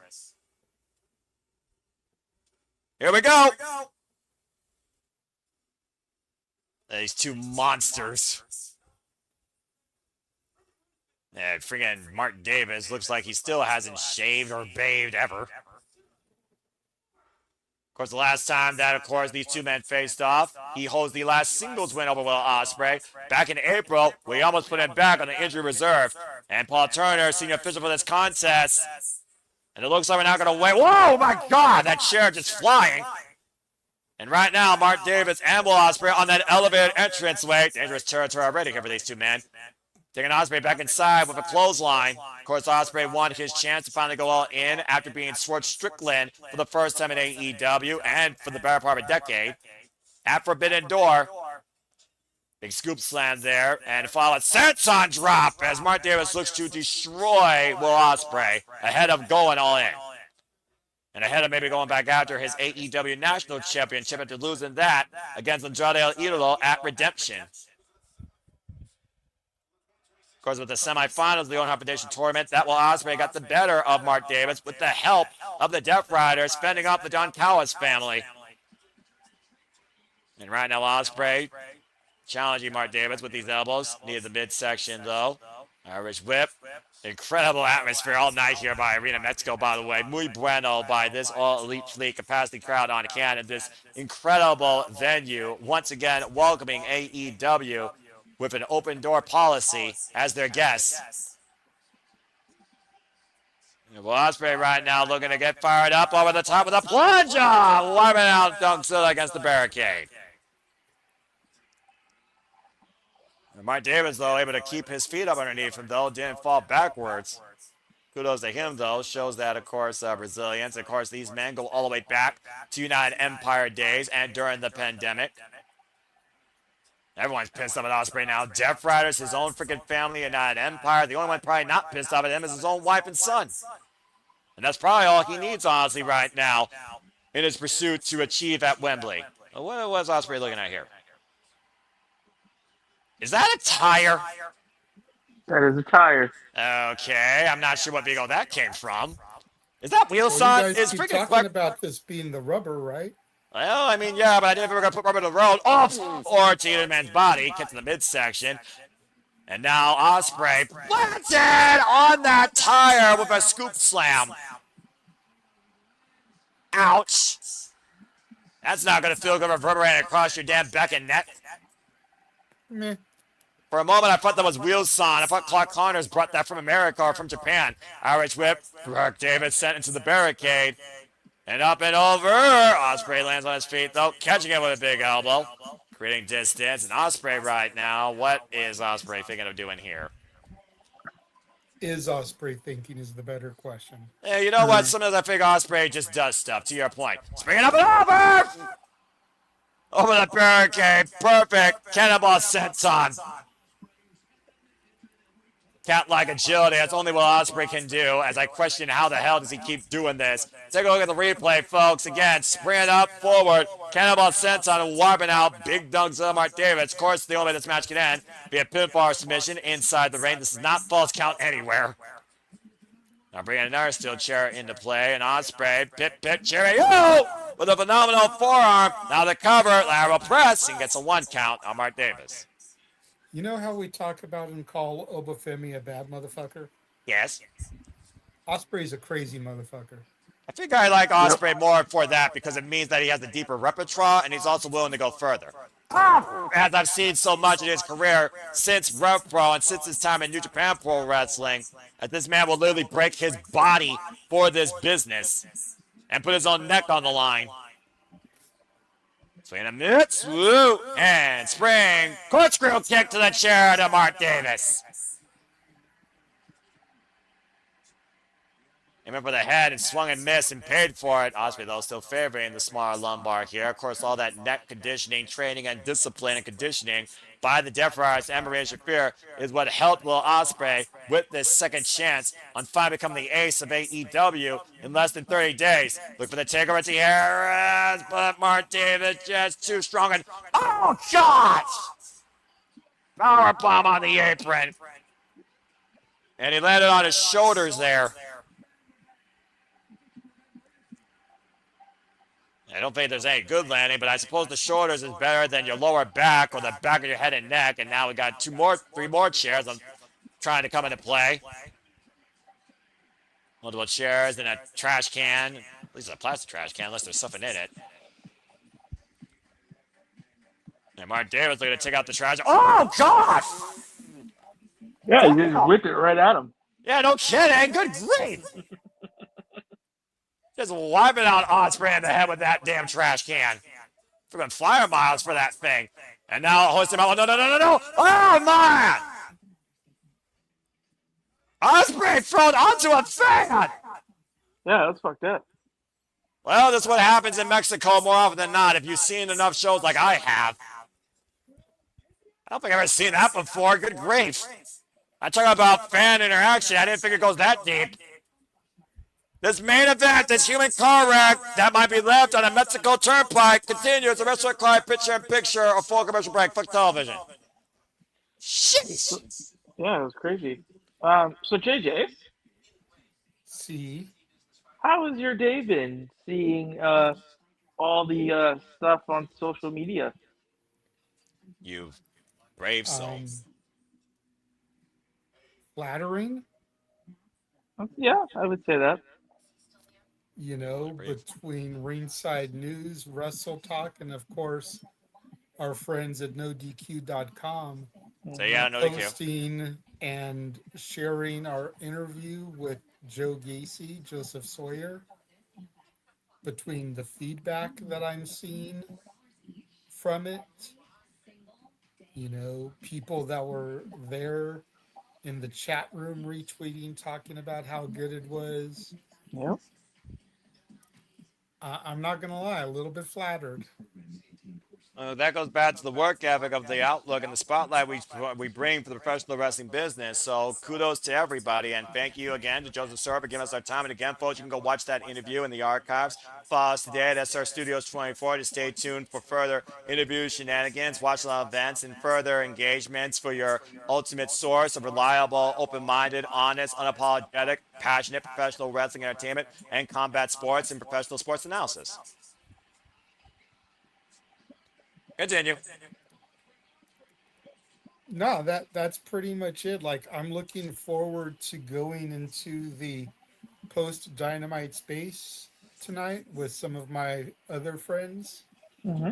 And as arrogant as this may sound, see if they like kind of glaze a little bit and put us over, you know, because the people in those spaces are traditionally really supportive of us and give me the opportunity to plug our stuff in our interviews. So I'm curious to see how many of them have seen the interview, if they've seen the reception. God damn, that, like a cinder block over Osprey's head? I don't know what that looked like a freaking like tile you would see on the roof of a building. He just blasted Will Ospreay with that. We are back here, folks, at Grandson, Mexico, with his Mexico City street fight. Everything including a stop sign, or excuse me, auto sign at disposal here, as they were high above the All Elite Fleet Capacity Crown Arena, Mexico, and just brain Will Ospreay with what looked like, I believe, a plywood board, if not a breakaway tile. Now setting Ospreay up and over the rope, just throwing him free Beal style into the ring. But yeah, again, seeing what they have to say about the interview. Go ahead, Noah. no, you're good, JJ. And again, mad respect to everyone here at Level Studios, and mad respect to everybody that supports us and make it possible, and mad respect to all the hardworking men and women that make this all freaking exist for the love of the business that is professional wrestling, damn it. And right now, there is no love being shown between Mark Davis and Will Ospreay. All these steel chairs, and a barbed wire steel chair, if y'all caught that, by the way, in the corner. Mm-hmm. Now, Mark Davis might be looking for that devastating pile driver. Ospreay would escape. Full Nelson, back elbow strike, hook kick. Catching Mark Davis off guard there. And Davis right now staggered. Now Ospreay trying to hoist up Big Dunkzilla, but again, the pressure on those shoulders. And driving Ospreay head first, the steel chair in the corner. Of course, Mark Davis wedged that chair between the ropes earlier in this match. And right now, Mark Davis setting up another couple of chairs. Just using everything at his disposal. We take a look at the replay here. Sending Ospreay full throttle. Head first into that steel chair. And jeez. Yeah, we got a gusher here. We got red. I repeat, we got red. First time here in Mexico, at least on this show. Definitely not our first time as far as I've watched CMLL. I guarantee you that. And again, this is what Ospreay asked for. He turned this to a Mexico City street fight. He accepted Mark Davis's challenge. Call it foolish. Call it arrogant. Call whatever you wish, but regardless, whatever happens here, it's still right now on the marquee that Ken Omega will defend the World Championship against Will Ospreay at Wembley Stadium. Now, conditioning of Ospreay remain to be seen. Hard chair shot to the back. Blood just trickling down right now. He bleeding. He bleeding good. And the blood right now, that stinging, searing, burning effect across Will Ospreay's right eye. Is that a fucking fork? That's a fucking fork. Oh, bloody hell. Ah, gosh! Just carving away at the open wound.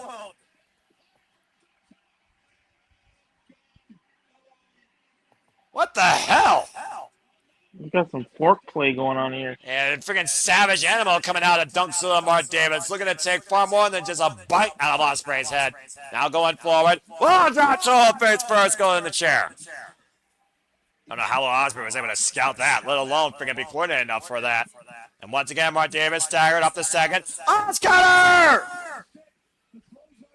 And the cover by Ospreay and the street fight tonight. Kick out two by Mark Davis. I don't know how the hell Will Ospreay finds this, let alone been able to do this so late as well. And now Ospreay with the fork in hand. But you know what? Payback's a bitch.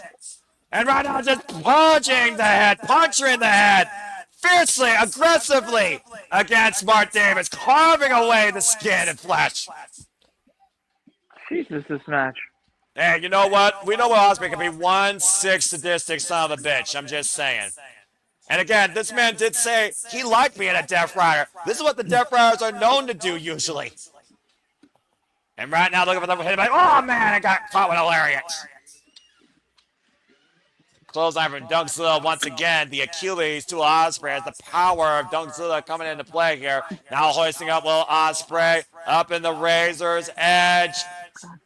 And Will Ospreay looks to be devastating move here right now. And, oh my God! Yeah, that's fucked up move, eh? It's over with that power driver for the chairs. I cover 2 back press. No! Davis is bleeding. And so is Ospreay profusely. What do you expect when you carve a fucking man's head with a fork? Take a look, by the way, as Ospreay's head crashed down on this fucking pile driver, sit-out pile driver, by Dunkzilla through the damn chairs. I think Mark Davis caught more of the chair than Ospreay. That might be its only saving grace. Now removing the barbed wire wrapped around that steel chair, and again, barbed wire is not supposed to come in contact with human hands. And we got the crowd in Mexico chanting, "We want tables." Well, of course, you know, you have to have tables in an extreme atmosphere. Otherwise, professional wrestling fans don't think they get their money's worth.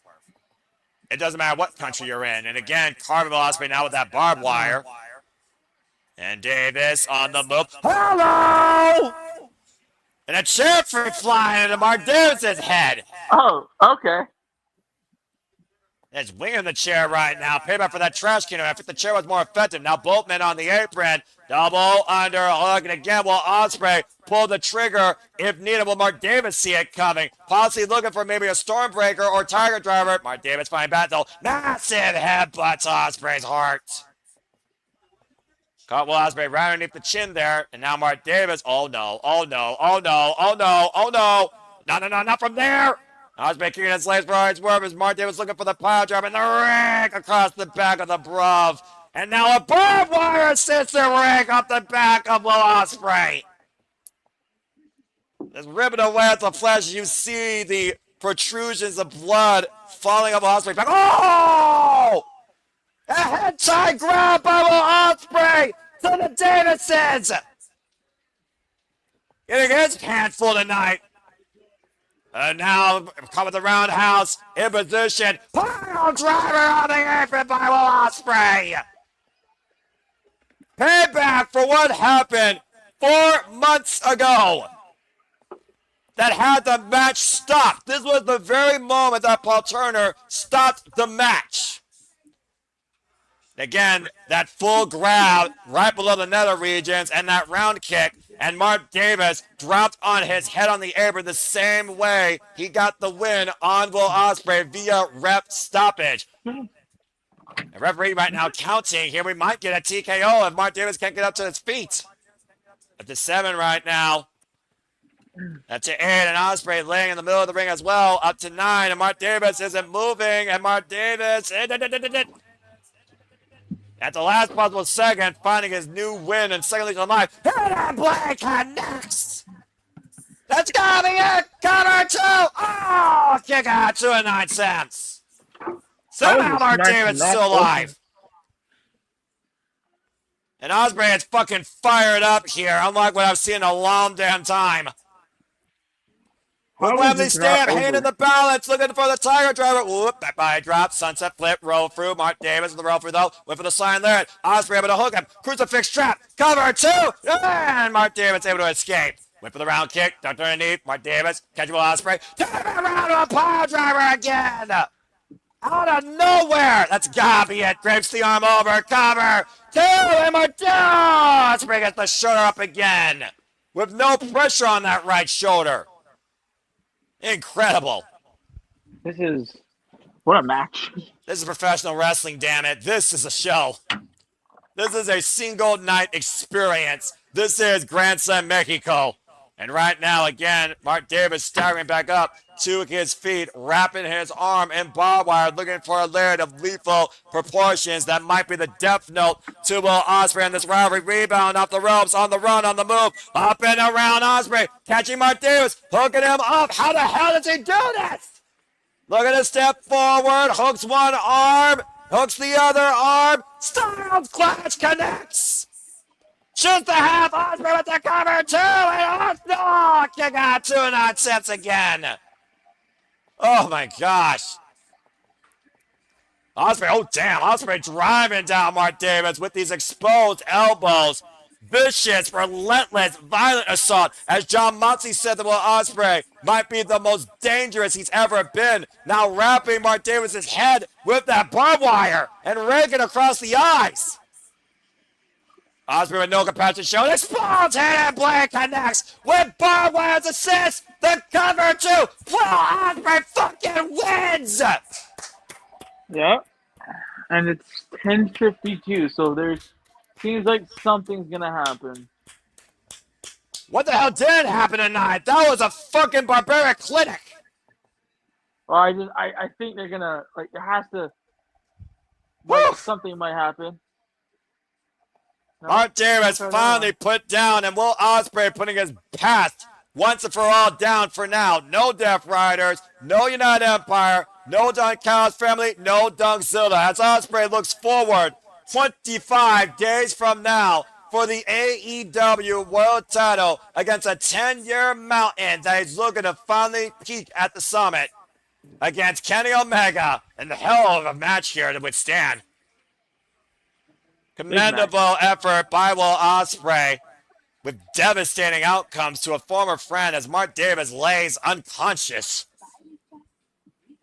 What a way to encapsulate a tremendous night of action with new AEW Trios champions, further escalated developments for the AEW Women's Division, additional all-in additions to come, including the number 2 spot for the Casino Gauntlet, as we now look towards the Continental Cup. Again, first round action this Saturday. Claudio Castagnoli versus the inevitable Ace Austin, Colorado Springs, Colorado. First Squeeze Orange Cassidy versus Matt Sydal. And the first ever Continental Crown holder, Eddie Kingston, will take on Jake Doyle. That is all this Saturday night on Collision. As we keep moving towards All In, we went All In tonight in what truly was a grand slam below the borderline here in Arena Mexico's Will Ospreay stands strong up at the end of the night. For the regular Judge Wins, for Nick, I'm the Seminole Foster. Remind you, this is where the best wrestle. Thank you all for tuning in. Until next time, we're on your screen or in your YouTube feed. Make a positive impact in life. Have a good night. What a grand slam in Mexico tonight, courtesy of AEW Dynamite. Let's cut the fucking feed.